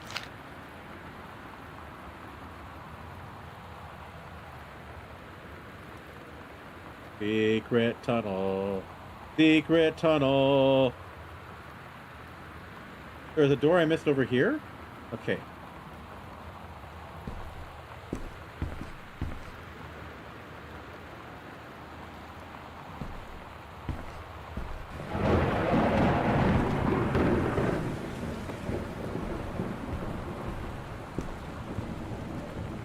Ah. Nothing will stop me. Decide. Stay away. Calculated. Nice. Wait. What does it say? Ah. Shoot. Come on. Ah. Okay. Don't look here. Yay. Okay. I love stuff like that. For Sam. What does it say on the... Ah.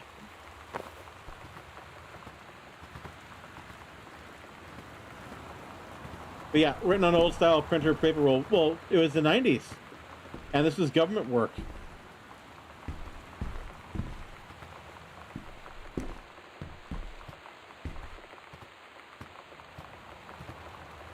Sam's dark room. Don't enter if red lights are on. Well, we're not going to open up the attic yet because we're going to check out the areas we haven't been to. Like the secret tunnel. Secret tunnel!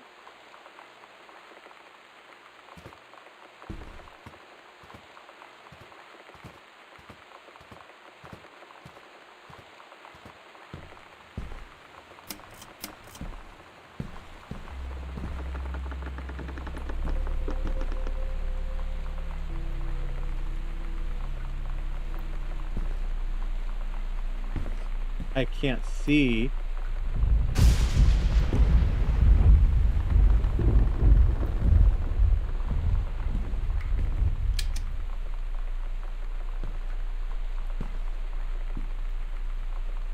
Yeah, this is a little creepy.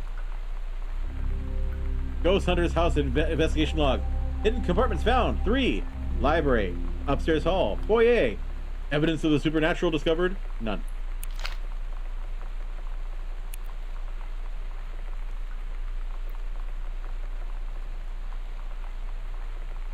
Interesting.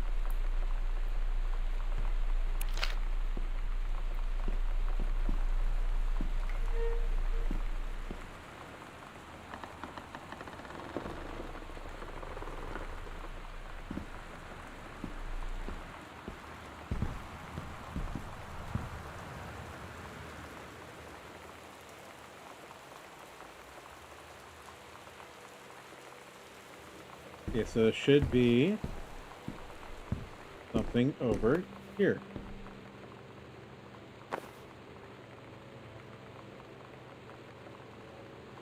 The Misfits, plus special guest Maidenhead.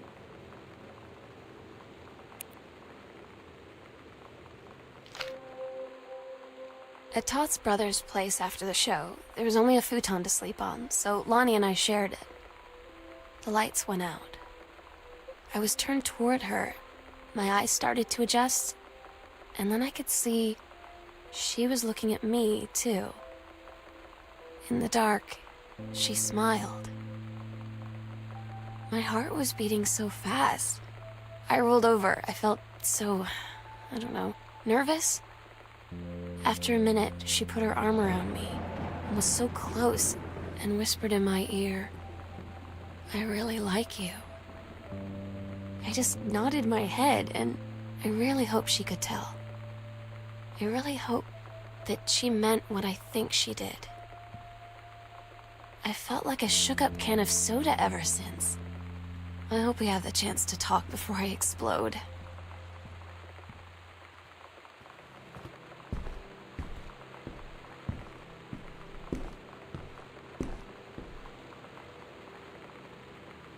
Actually, I want to double check if there is any, just in case.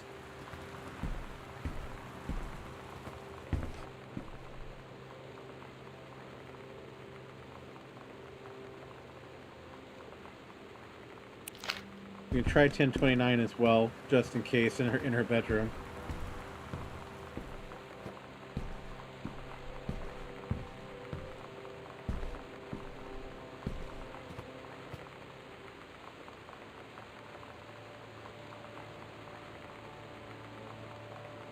be something right there.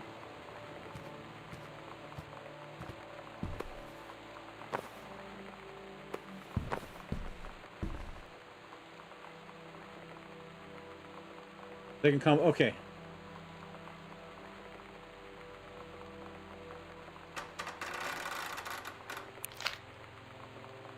Alpha Sam's locker combo. Heaven at the edge of the world. Private, do not read. The Green Glacier, Part 2. Allegra and her scouting party peered down warily through the dense canopy of rustling leaves from their perch high in the forest branches. Mere feet away, sunlight shone brightly off the inner ice walls of the glacial basin in which the forest grew. It was a strange sight indeed, such lushness juxtaposed with the frigid ice formations. Allegra leapt forward without hesitation, bounding through the high branches. First mate had been captured by the Green Glacier's Amazonian tribe. His life hung in the balance. The first mate was female in the last... Sorry. We have to hurry. Her party followed behind, moving quietly as it breezed through the greenery. Allegra landed in the clearing and shouted, "Stop!" She saw the Queen Amazonian up on her pedestal, reaching for the lever that would drop her first mate into the vat below. She shouted, "No!" and flung her saber at the Amazon's reaching hand, but it was too late. The first mate screamed as he fell towards the water, then splashed down, and all was eerily silent. Allegra looked on, frozen in fear and remorse. She had been a moment too late. But then from the vat something began to emerge. A head of dark brown hair, just like the first mate's. Then the shoulders and sleeves of his coat, soaking wet. But as the figure stood and water poured down, Allegra saw that the first mate had changed. He was no longer a man at all. In fact, what looked back at her were the eyes, the face, and hair, and hands, and body of a woman, still in the first mate's clothes. Still the first mate. She spoke in a soft, clear voice. "Captain?" The Amazonian queen said, "She is one of us now. She is ours." Allegra drew her magical flintlock pistols from her belt, and her crew readied their swords. Allegra glared into the queen's eye and said, "That's the love of my life, and you can't have her."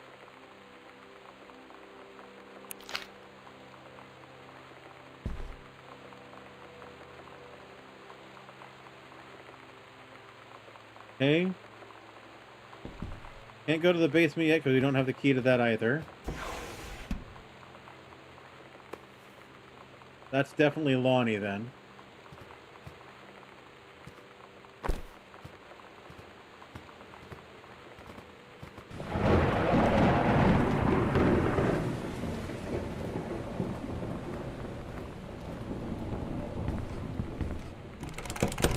Locked. Okay, so that's the basement we can't get into yet.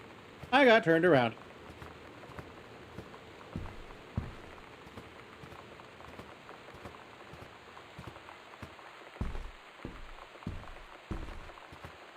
Here we're gonna go back upstairs, and we're gonna check for the last of the 3 secret panels.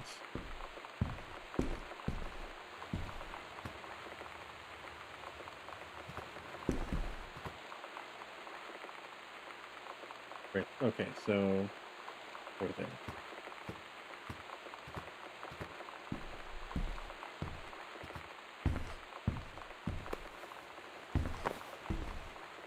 Okay, there's the Ouija board.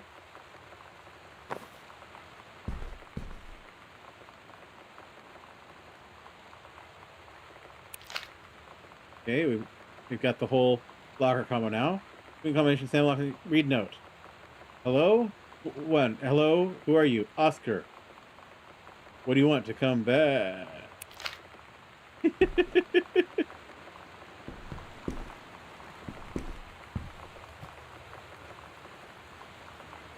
051.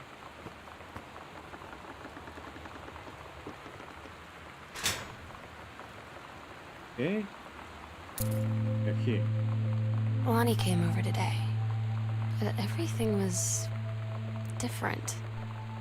She was sitting at my desk chair, and she wouldn't look at me. Finally, I asked her what was going on. She said she felt like she'd done something wrong that night in the city. Like I must think... But I said no. There was nothing wrong. I just wanted to say...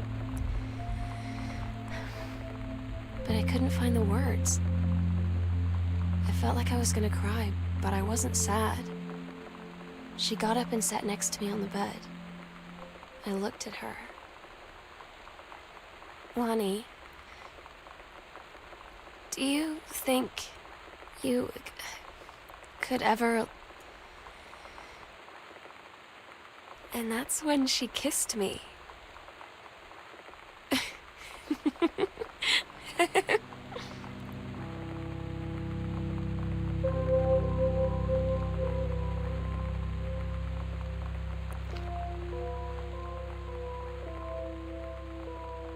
Gosh, Sam. Gentlemen, the magazine for men.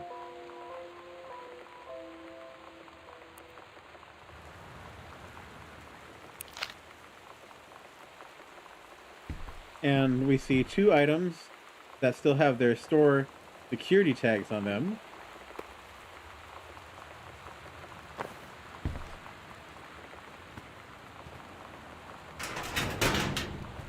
Well, we found a key. Basement key, okay. So that would be where we're going next.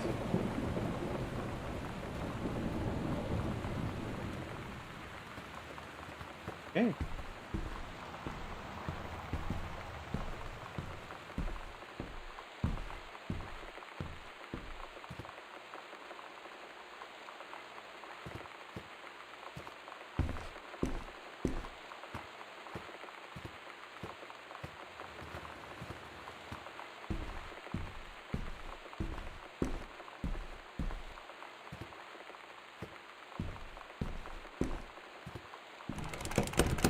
So that's another one we have a key to. Wee-oo. Okay. I keep hitting that by default. It's in shift to sprint is ingrained in my muscle memory.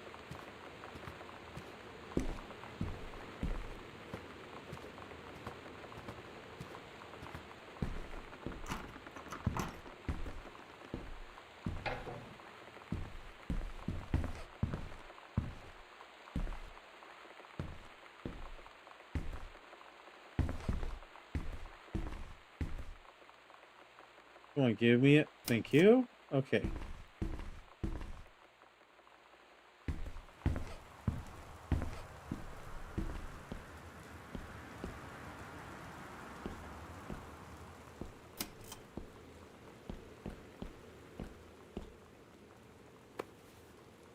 Bag of chips.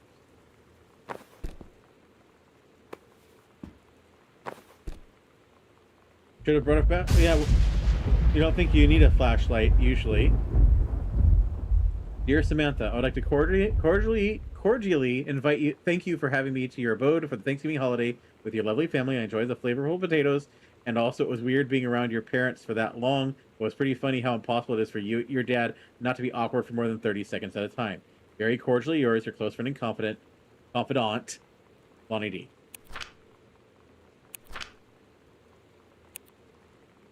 A fancy man. White. Dear Miss DeSoto, allow me to take this opportunity to thank you in kind for being such a gracious host of the festivities at your father's estate following the aforementioned meal with my parents. Your family's Thanksgiving feast was the more enjoyable of the 2 events, I must say. I especially appreciated the time I spent with your grandmother, who is a lovely woman with sterling taste and a refined air. Let's do it again, same time next year, shall we? Indeed, Madame Samantha L. Greenbrier, Esquire.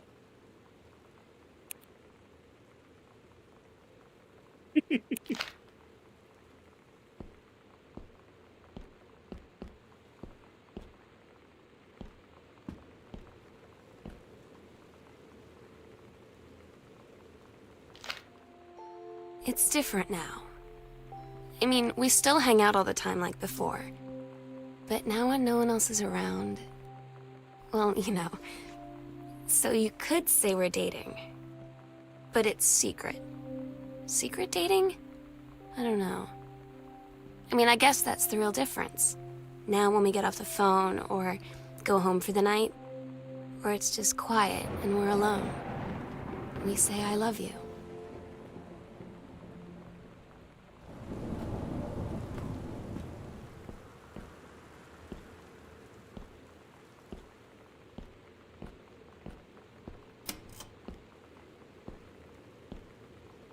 Oh man, one of my old sex ed.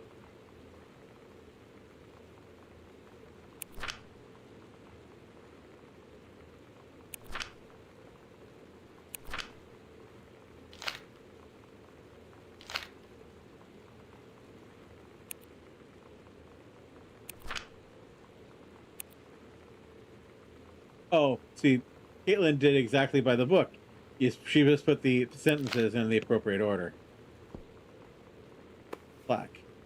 K is for kind, A is for amazing, I is for intelligent, T is for talented, lighthearted, important, and nice.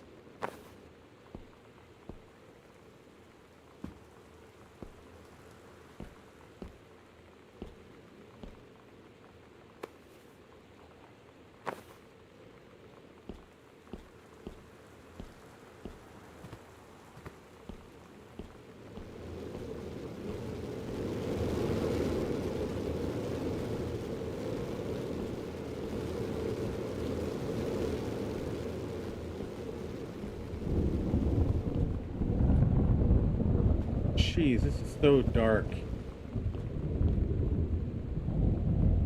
Dear Samantha Greenbrier, we'd like to congratulate you on your acceptance to the creative writing track of the Reed College Summer Program for Young Scholars 1995 session. Based on our portfolio and academic record, we are pleased to offer you financial aid to cover 75% of the summer program's tuition and fees. The tax documentation contains specifics regarding your schedule, optional secondary track sessions, and your dormitory assignment. We very much look forward to your participation in the summer program, and again, congratulations. I'm so stupid sometimes. I was telling Lonnie that I got into my college summer program thing, and I was all making plans like, you should come visit me, stay in my dorm room. But she said, Sam, I ship out on June 6th. I was like, ship out? To where? She said, to basic training. What did you think I was doing all that ROTC stuff for? I guess she's been planning to join the Army right after high school since she was like 12. And I guess she's really going to do it. So I was like, after graduation, I'm just never going to see you again? She said, let's just have fun while we can.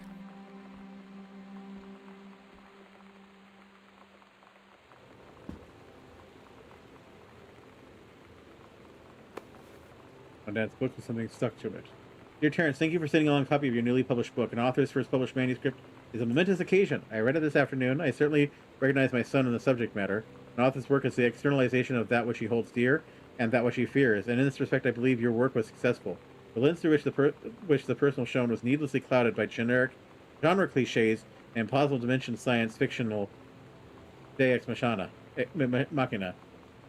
I congratulate you on surviving the great ordeal that is publication, and rest assured that readers of your chosen genre will lap up copies hungrily, but I urge you to shed artifice. You can do better. Yeah.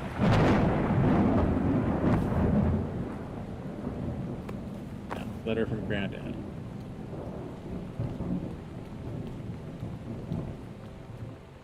I think that's mom's citizenship. Certificate of naturalization.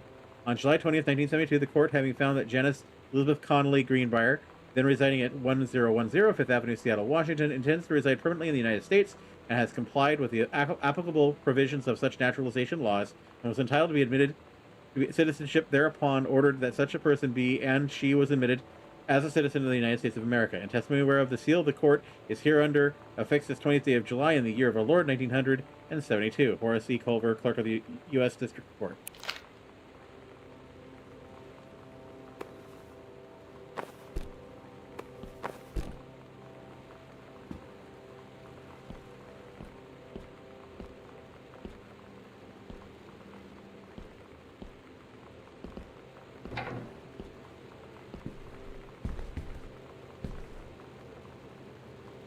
Yolando de Soto. Hector.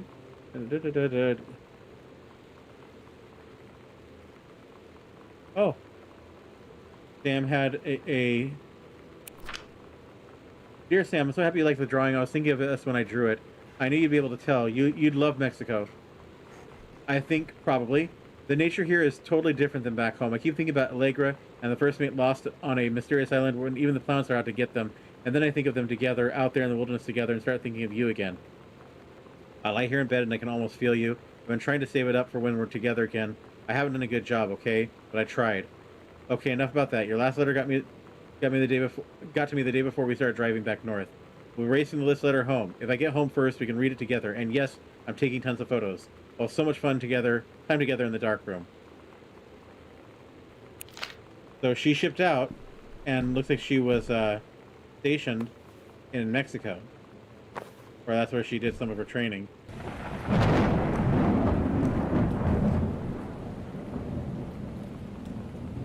Okay, this is a set list. Todd's band lost their singer. Todd said he sucked. Lonnie said he got sick of Todd's shit, and he was complaining about needing a new singer. So Lonnie was like, I can sing. And they were all kind of like, you can? And she was like, probably. But she's been rehearsing with them for like a week now. And I finally got to see them play in Todd's basement today. And she's actually really amazing. I feel so proud when she's on stage. It's incredible being in awe of someone you love. So everybody knows it's like a temporary situation till she ships out in June. But till then, I'm gonna be at every single show. We're gonna have to go and it's time to go to the attic.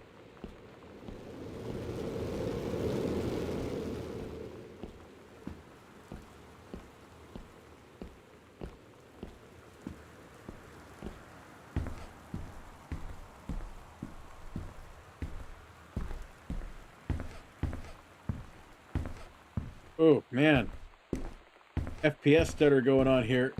Oh, FPS stutter.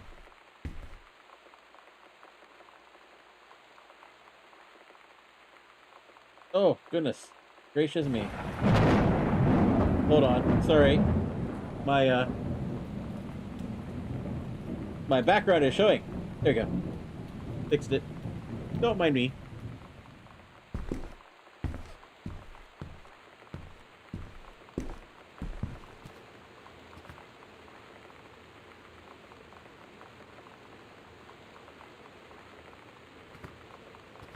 Go up the stairs a little bit quicker by going through your dad's office.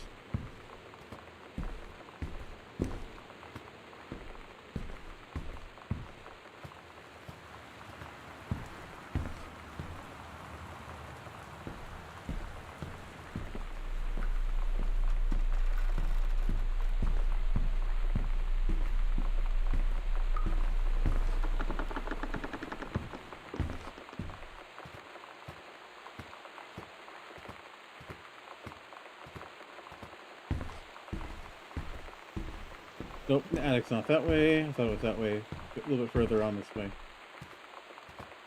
Time to go to the dark room.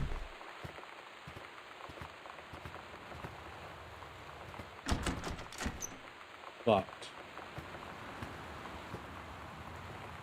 Okay, so how do I get in there?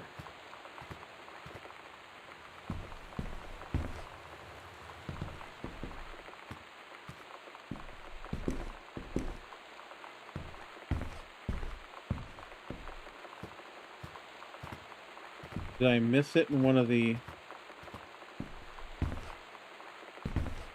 secret panels?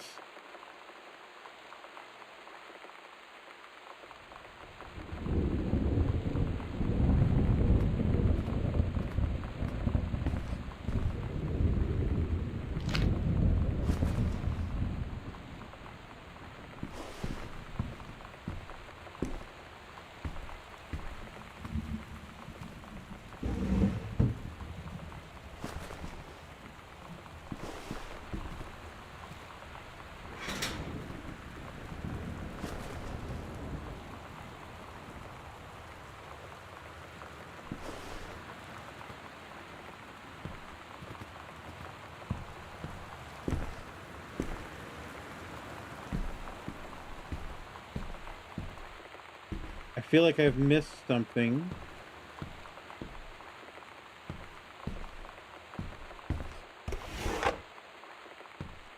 Oh, there's a cassette. We're so cool, yeah, yeah. Yeah, we're so cool, cool. We're so cool, yeah, yeah. Fuck you too, cool, schmuck.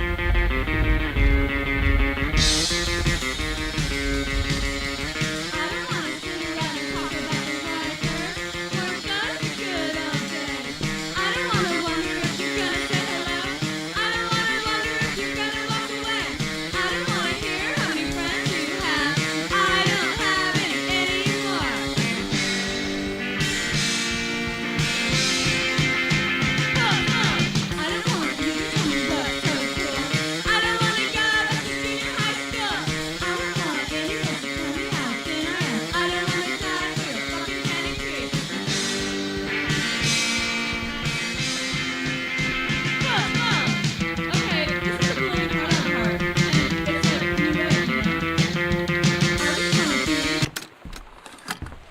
Again, cool stuff, but I know I gotta get on with the game.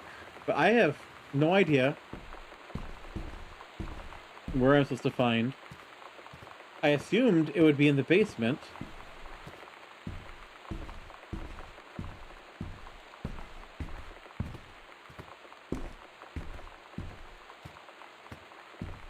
But I didn't see a key down there.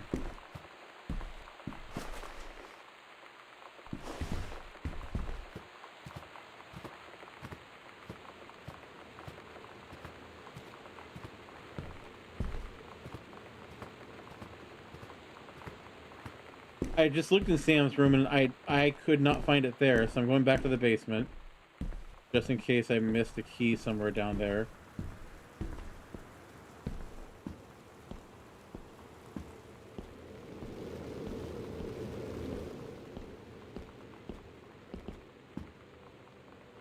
Dad definitely didn't appreciate Grandpa after that note.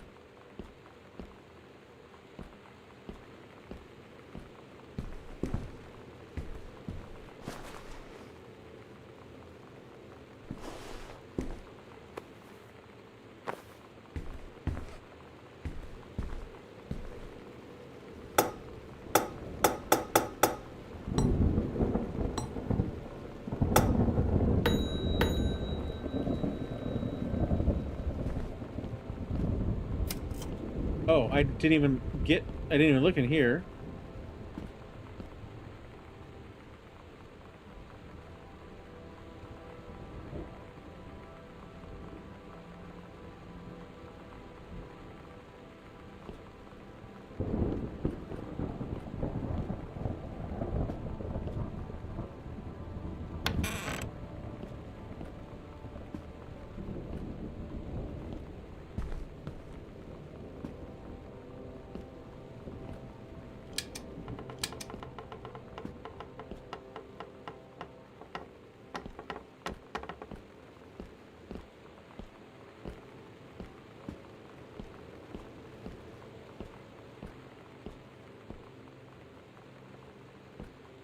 So yeah, I'm kind of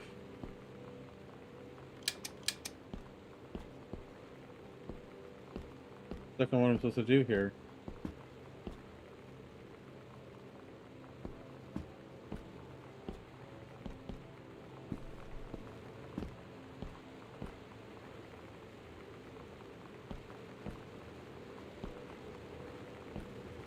Yeah, if I could find a flashlight, I would use it.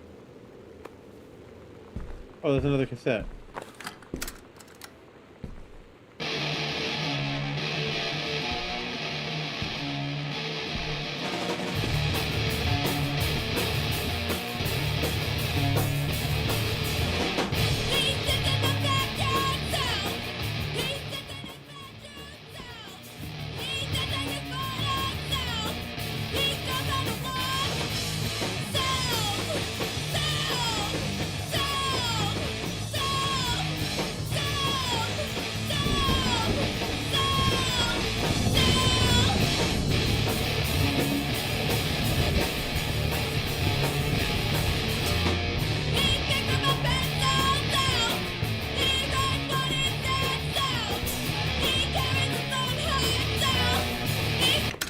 Sorry. Good stuff, but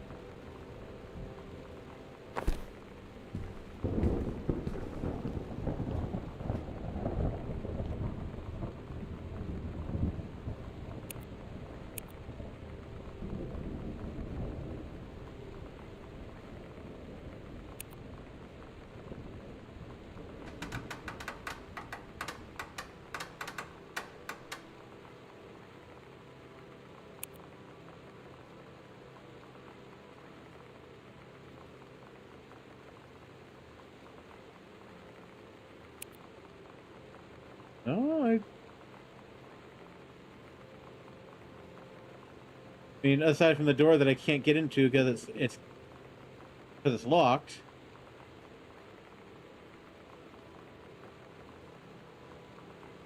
Unless I'm able to go outside and go over to that. I don't remember being able to go outside.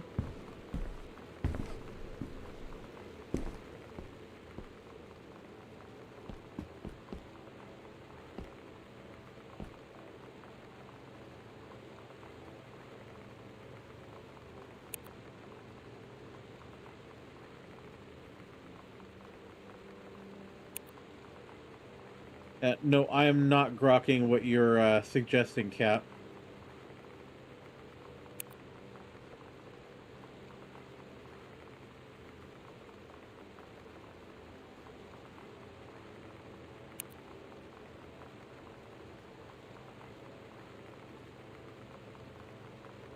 Wait a minute.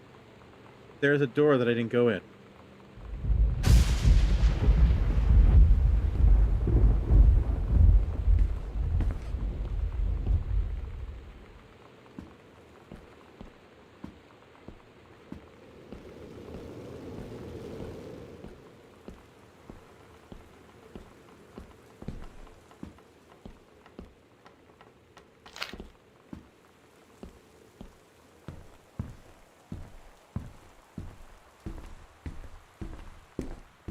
Yeah, I think we should be able to just, if we go a little bit late tonight, we should be able to finish this all in one night tonight, I think. I just have to be better at deciphering stuff.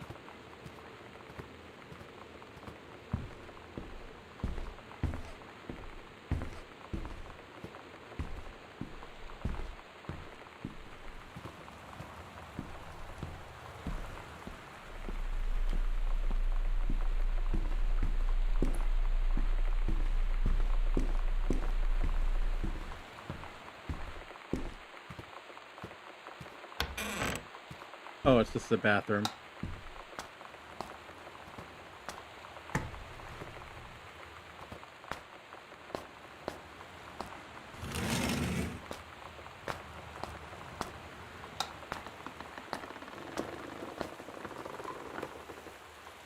After the honeymoon, rediscovering your spouse. Oh, we know that there was a little bit of a issue going on, so...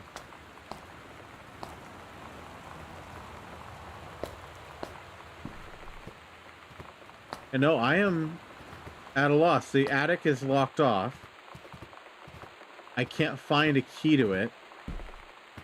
I searched again in Sam's room, and I didn't see it.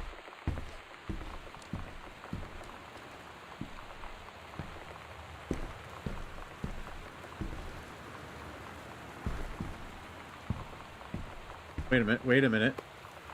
We didn't see that before. Hi, Lonnie. I wrote this in first period and left it on your locker on the way to second. It's what all the cool kids are doing. I decided. Write me back. Also, here's an idea for something to draw. 2 cats on a motorcycle. Hey, this is a good idea. What all the cool kids are doing is actually sending each other pages on their beepers. We're cooler than them because guess what? They can't put this on a beeper.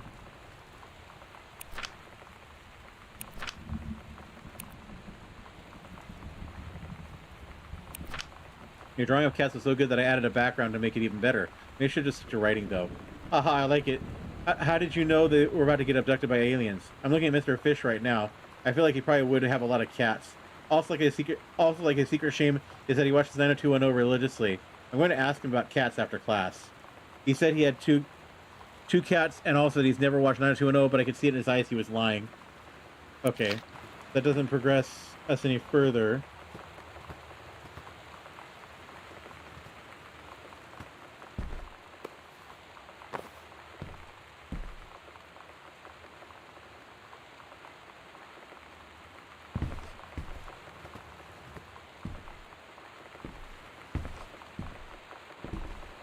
All right, Cap, you ready to do a little bit of Google fooing for a hint for me?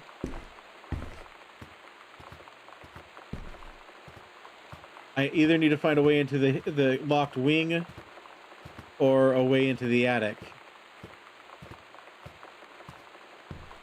I believe the attic's the end, though.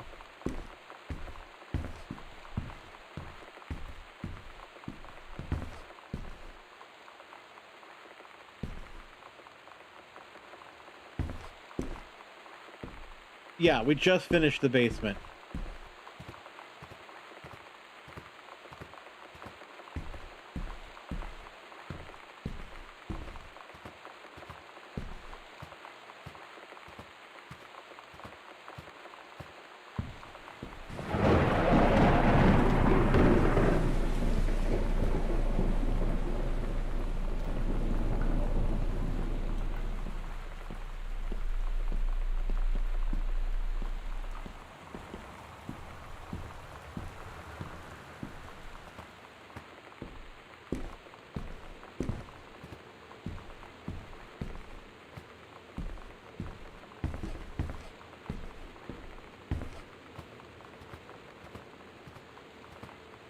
Head down the stairs and pull on a string to switch on a light.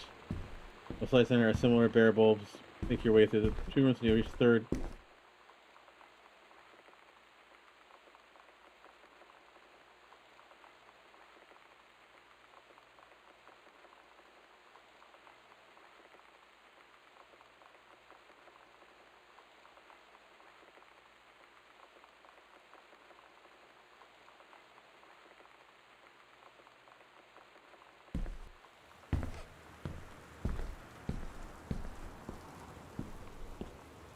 Thank you for the unsolicited advertisement, person who isn't a real person.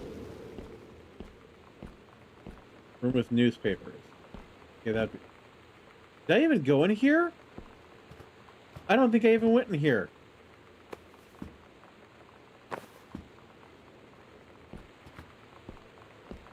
Holy cats. How did I miss this?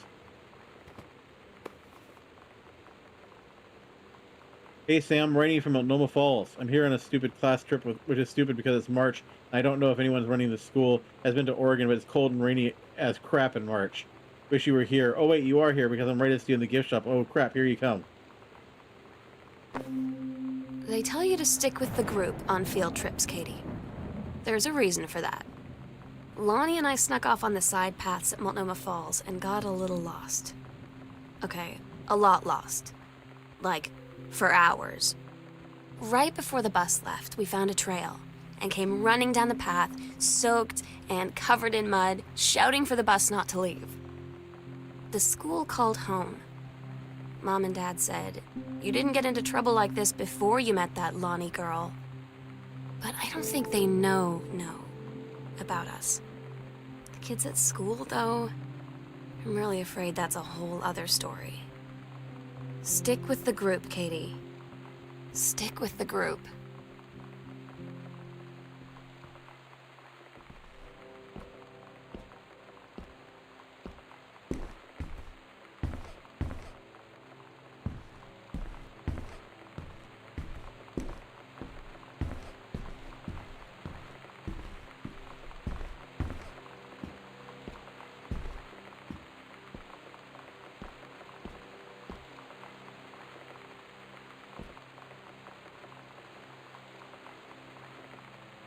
Costume: skeletons and devils, cheerleaders from Smells Like Teen Spirit video, one girl dressed as Jackie Kennedy.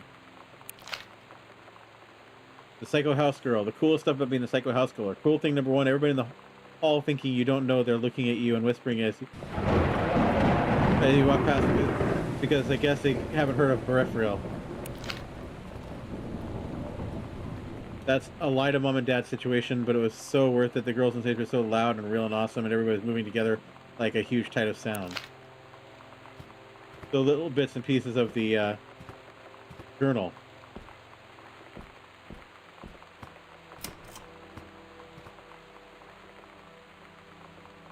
Red Outlaws. This will show you who runs things around this joint. He's suffering a wild Mustang. No female's gonna tell me yarg.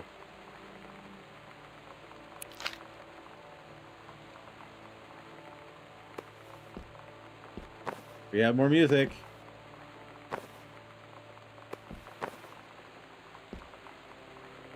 Thanks, Cap. I don't know why I missed it initially.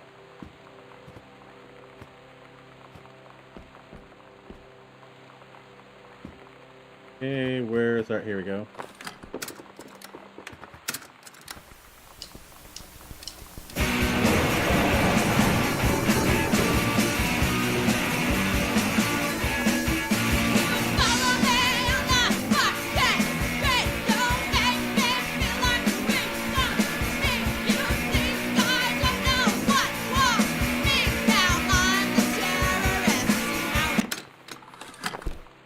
Sorry, again, I like the music, but I don't want to take too much time with it because we're running low on time for the night. So, okay. Samantha Greenbrier from Principal Sheldon Grossman. Dear Miss Greenbrier, I appreciate the time and effort you put into writing your letter. It showed initiative and was well written, but it has not changed my mind on this matter. While I understand that Miss DeSoto is a friend of yours, the fact of the matter is that she defaced school property with profanity. The fact that she allegedly defaced her own locker in retaliation for another student doing the same to yours is immaterial. As to your complaint that no other student has been punished for their part in this incident, the fact is that no guilty party has come forward. and there have been no convincing evidence as to who might have defaced your locker. In other words, there is no one to punish. I suggest letting the issue drop is only bring more unwanted attention on yourself, which I believe is what you claim began this whole incident in the first place. I don't get Lonnie sometimes. Like, her band, and our zine, and her hair, and everything are all anti-authority. But I watch her in JROTC, and she's doing drills in perfect formation, following orders, no question. And there's all this stuff in the news about don't ask, don't tell. Like, she's going to join the army and then have to lie about who she is. She said they don't need to know what they don't need to know.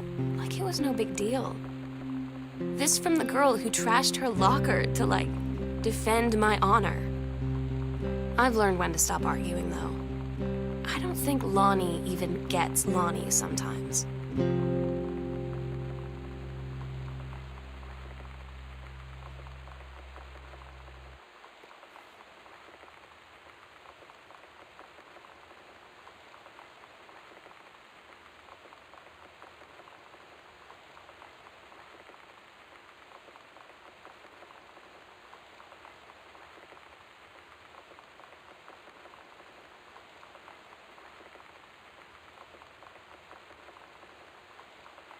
Okay. It looks like they produced a little bit of a zine. We're having fun with that.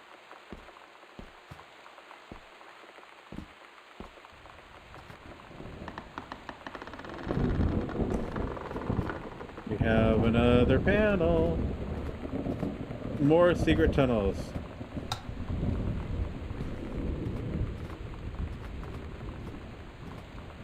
Where am I? Oh, I'm on the other side of the house. Okay.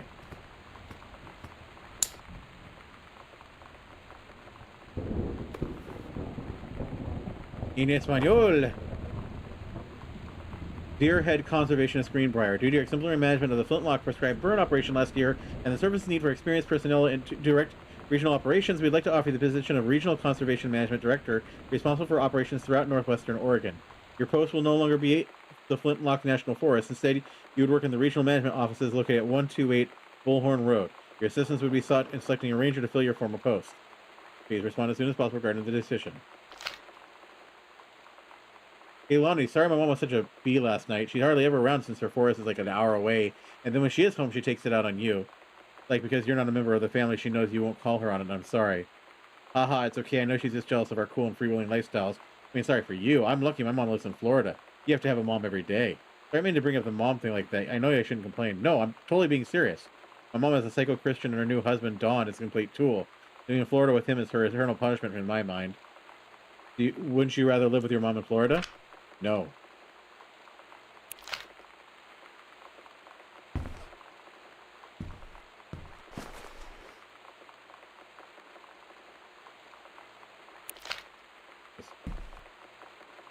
I have a teen magazine.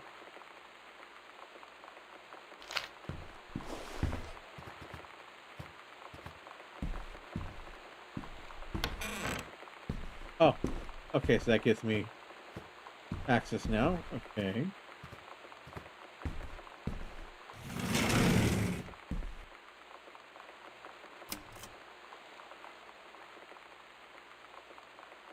Damn, this skull was the coolest thing I found in Mexico. It was like $3 American. I love it. Merry Christmas. Miss you. Very shirt always. That's where the sugar skull in the front room was from.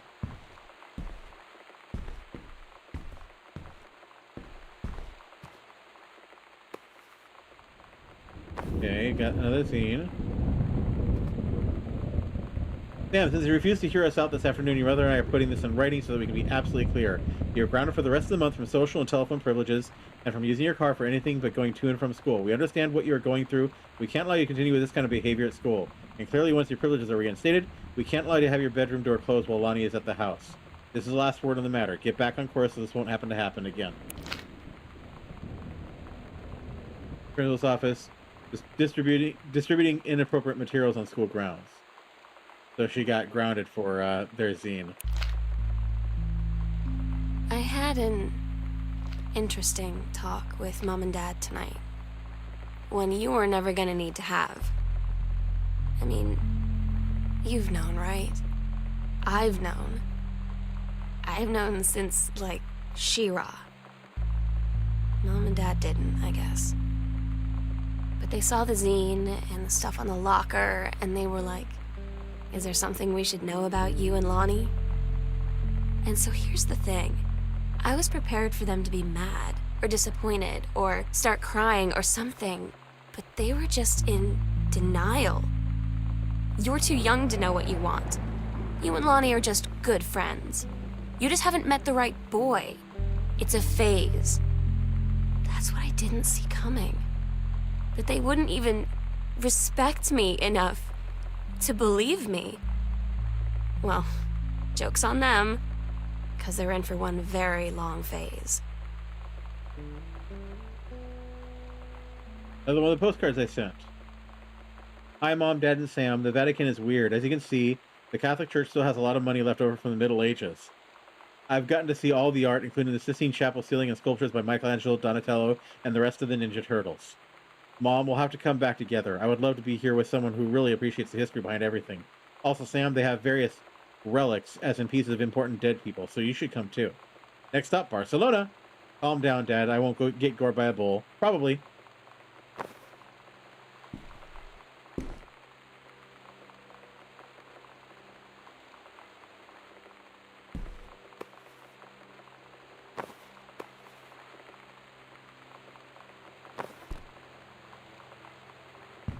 Pieces of important dead people.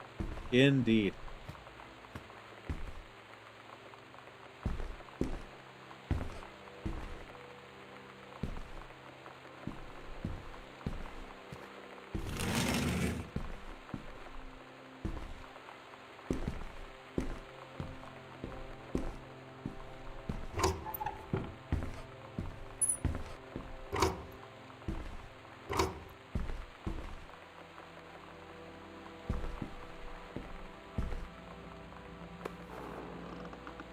The accidental warrior.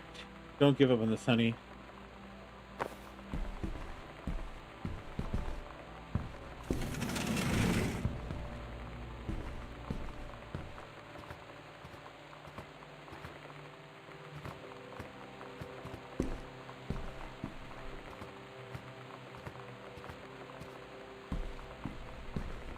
Aziz! Light!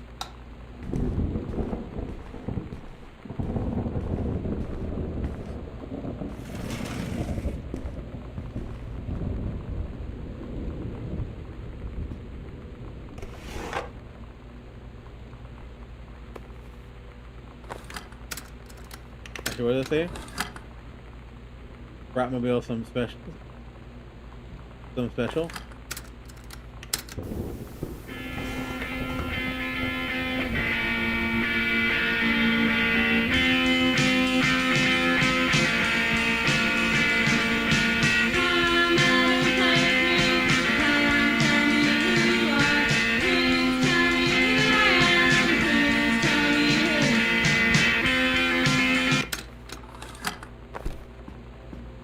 Again, sorry not playing through everything, but time. Veggies. Let's see. Ew, frozen spinach.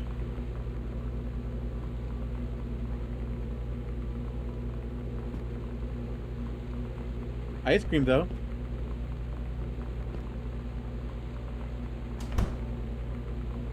Mr. and Mrs. Jonathan Blair request honor of your presence in marriage of their daughter, Helen Margaret, Mr. Richard Morris Badermont. Sam scheduled working at Crown Burger on Bethel Road. Monday, Thursday, Friday, 3 p.m. to 7 p.m., Saturday, 12 to 6.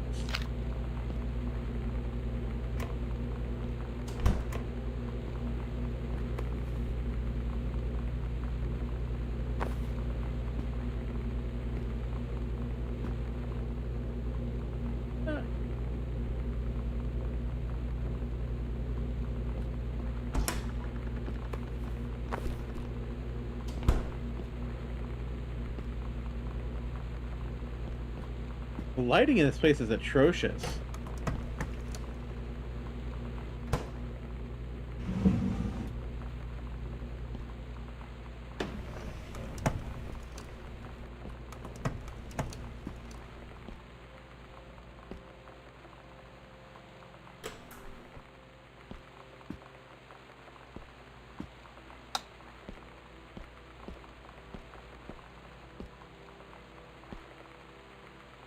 Congratulations on your new position, dear Regional Conservation Director Greenbrier. Having received your formal acceptance letter, I write to congratulate you on your new position as Regional Conservation Director of the State Forestry Service. We wish you luck in your final weeks at Flintlock National Forest and very much look forward to welcoming you on your new desk at the State Forestry Office at 8 a.m. on May 1st.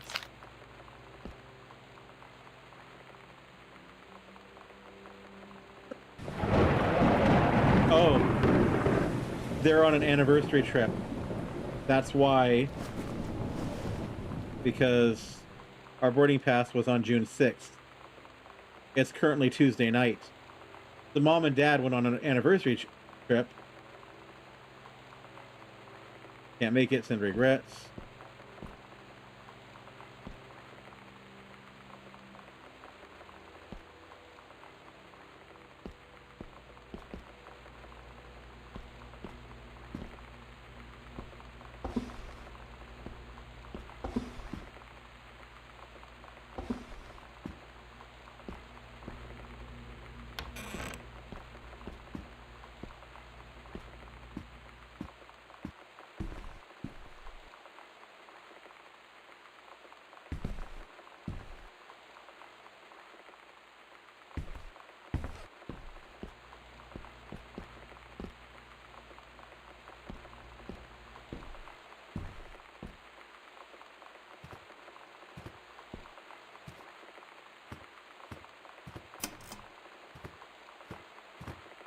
Okay. The accidental pariah. Imagine the surprise when they come home from their trip to find all the lights on and every door, drawer, cupboard, and appliance sitting open. You're right. Dear Mr. Greenbrier, first let me say that I hope this missive finds you well. Hell, it feels like a gosh darn miracle that defines you at all. You know how long we've been trying to track you down? Worry not, we're not the feds, men in black, or any other sort of creeping fascist hobgoblins. In fact, we're on your side. Let me start from the beginning.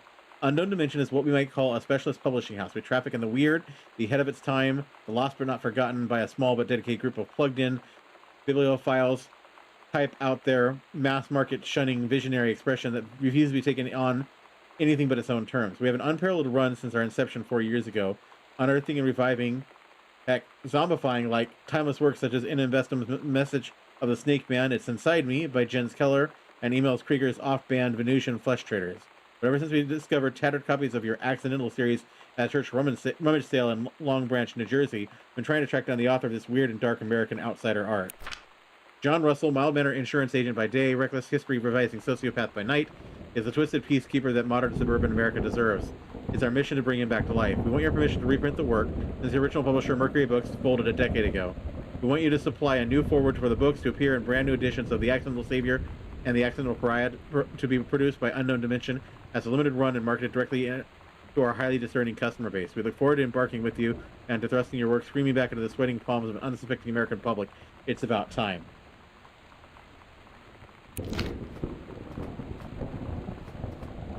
Clearly, he decided to go with it.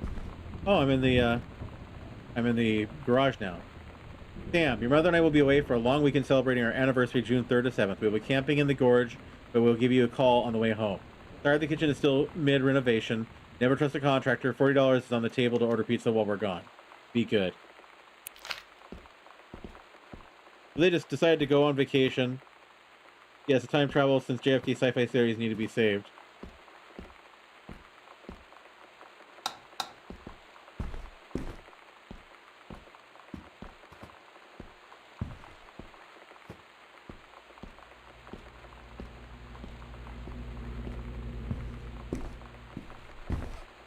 Okay, I think... yeah, we're going in this direction.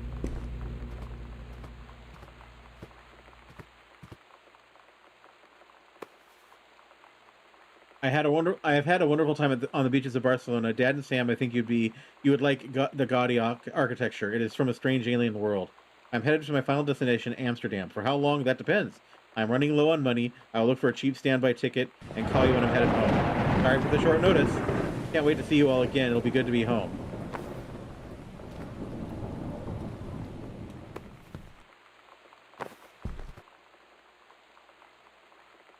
Booted out. Going away show for Lonnie D. Girl Scouts last show ever.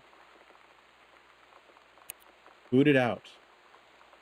Lonnie had her going away show with her band tonight. She's so incredible on stage. When she was singing, I could practically forget everything. That we only had 48 hours left. That I don't know what comes next. That I can't live without her. Then she dedicated the last song to me. And I couldn't take it. I was out on the curb in the alley, sobbing till my ribs hurt. I would follow her anywhere, Katie. But I can't. Where she's going. After a long time, she found me. She said she was sorry. She said, I wish things could be different. I just wanted to make you happy. I said, I don't think you can anymore.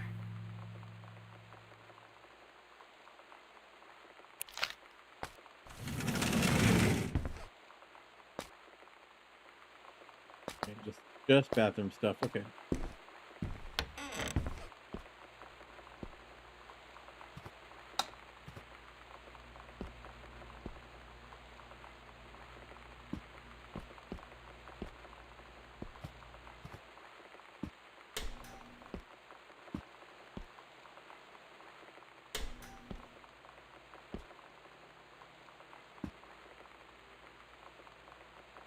Sam, I wish I knew how to explain it better. The Army is a thing I grew up with. It's part of me. My dad's Army friends are like family. I've always known it was where I'd end up. I never thought of it any other way. I wish things could be different. Maybe someday when I'm settled at a base and you're done with college and you're a famous writer and I can rebuild a tank engine with my eyes closed, things will be different. And we can be together. Until then, hell.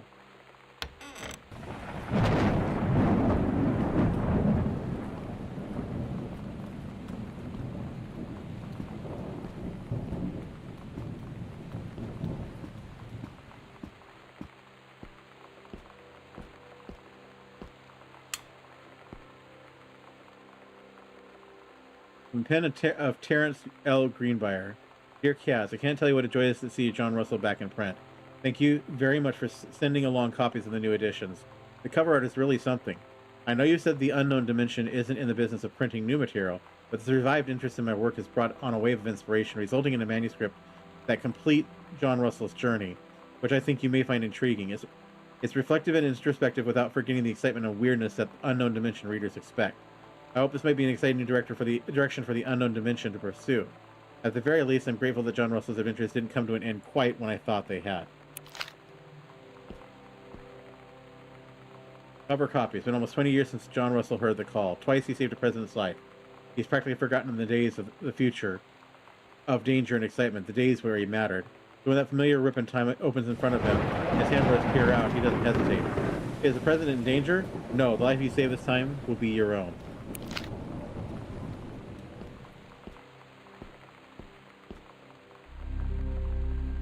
Where we'll do it. Secret door under stairs. Final preparations are complete.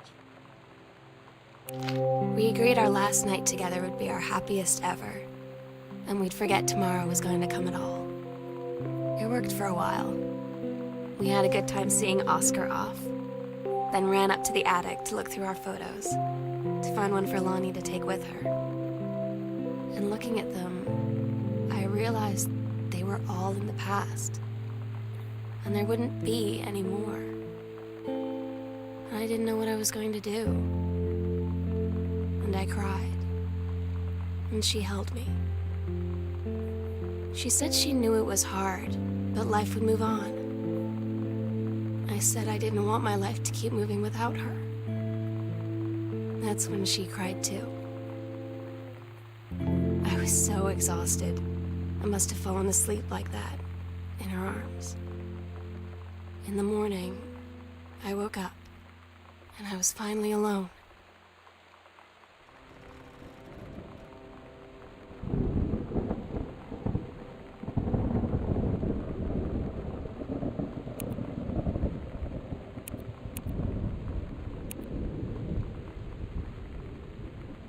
Okay, so there's something right there. Okay.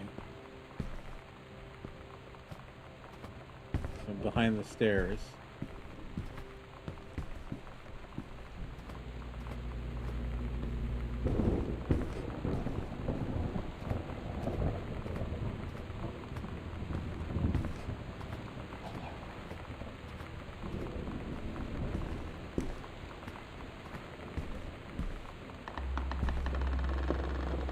This place has more secret panels.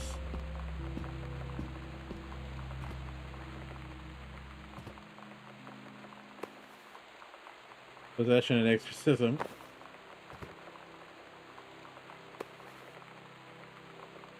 Oscar, Mason's Pharmacy.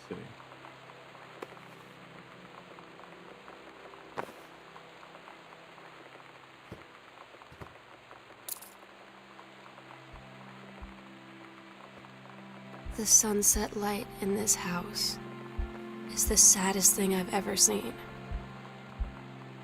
I just want to sleep. When I'm in the attic, it almost feels like Lonnie could still be here. She's just downstairs. I'm just waiting to hear her pull down the hatch and come running up. Maybe I'll go up to the attic and wait. Do you remember this being one of those games where you actually skip right to the end if you start from the beginning and already know about the room under the stairs?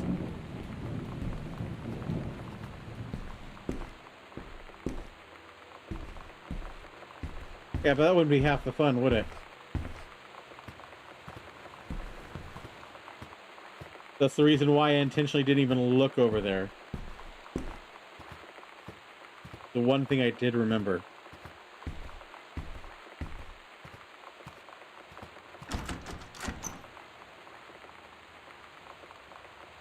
Okay, we're getting close to the end here, folks. We are going to just go ahead and finish things out here.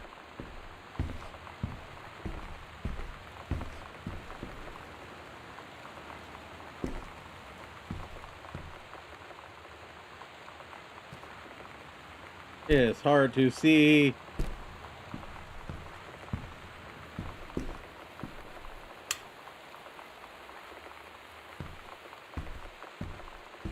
Make sure there isn't anything over here.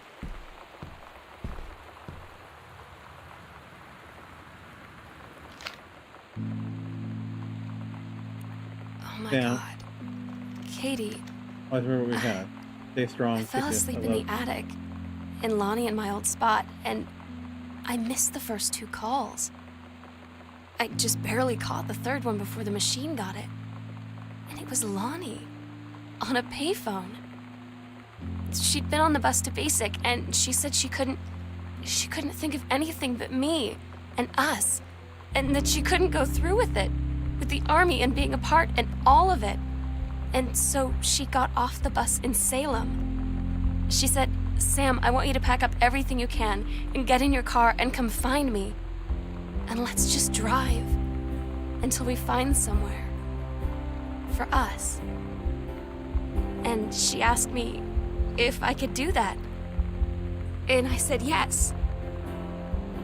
Yes. Up until this point, I was convinced I was going to find her body up here. That was the trigger for me. I was convinced that everything, all that last bit convinced me I was going to find her body up here rather than that. So this was like I got very emotional at that point.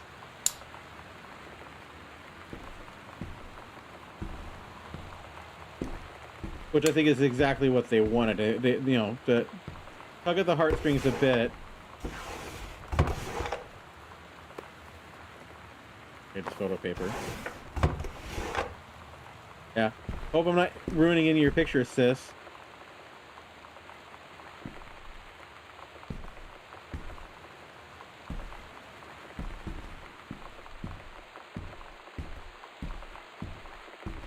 Because it wouldn't be the first time that's how a story like this ended, unfortunately. Letters to Katie.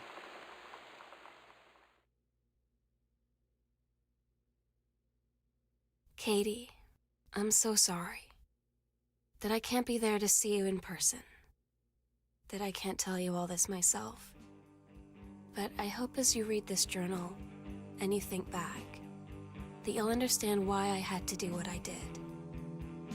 And that you won't be sad, and you won't hate me, and you'll just know that I am where I need to be. I love you so much, Katie. I'll see you again, someday. Love, Sam.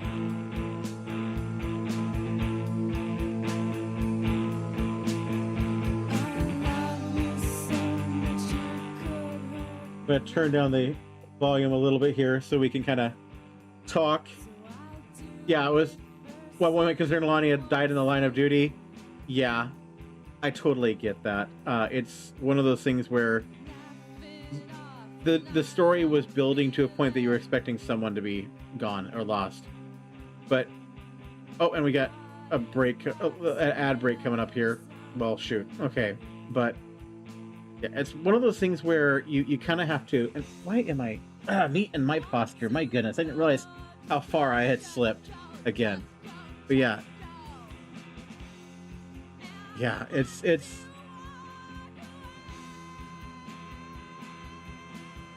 too many people, and considering this kind of connects to somebody I knew back in the day, and that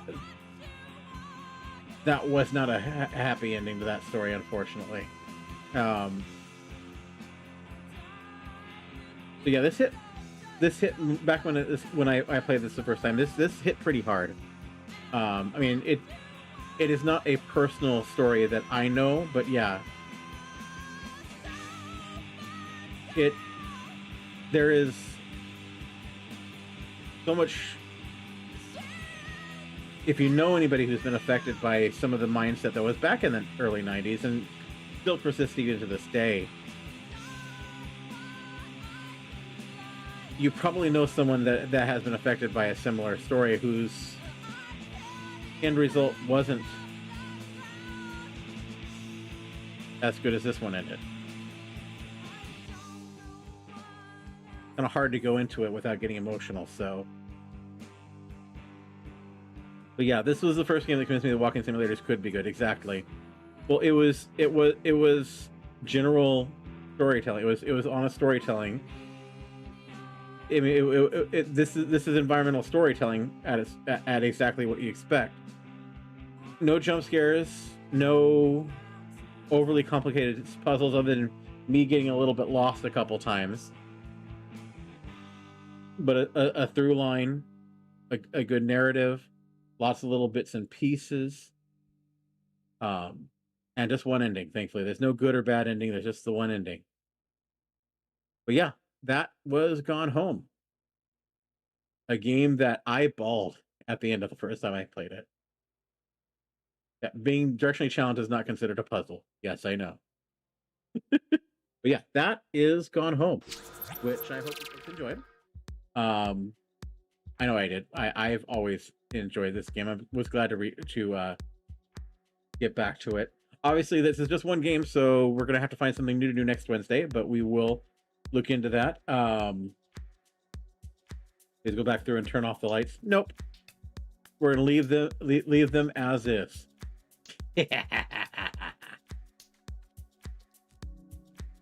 But yeah.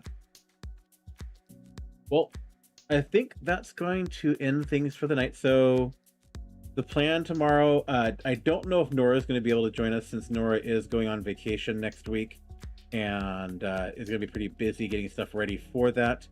But Raz and Cap are hoping to join me tomorrow for the last episode of our Ale and Tail Tavern, and we got to figure out what the heck we're going to play next. But hope to see you all tomorrow. Take care of yourselves. We're not gonna rate today. We're just gonna go ahead and end things out as we are here. If you were watching on YouTube or TikTok, thank you. know that I appreciate having you here and watching, even if you aren't part of the chat, but know that you're welcome to chat anytime. Take care of yourselves. Take care of the people you love. Hug somebody tonight, if you can. Be good to the people who are hurting right now. Part of the reason why I decided to play this game, because there is a lot of fear going on right now. A fear that we're going to backslide into a way of treating the marginalized folks that don't deserve it. So take care of each other.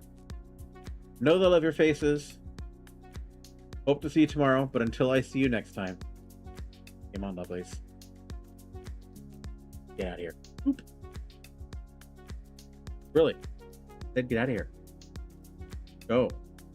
Go!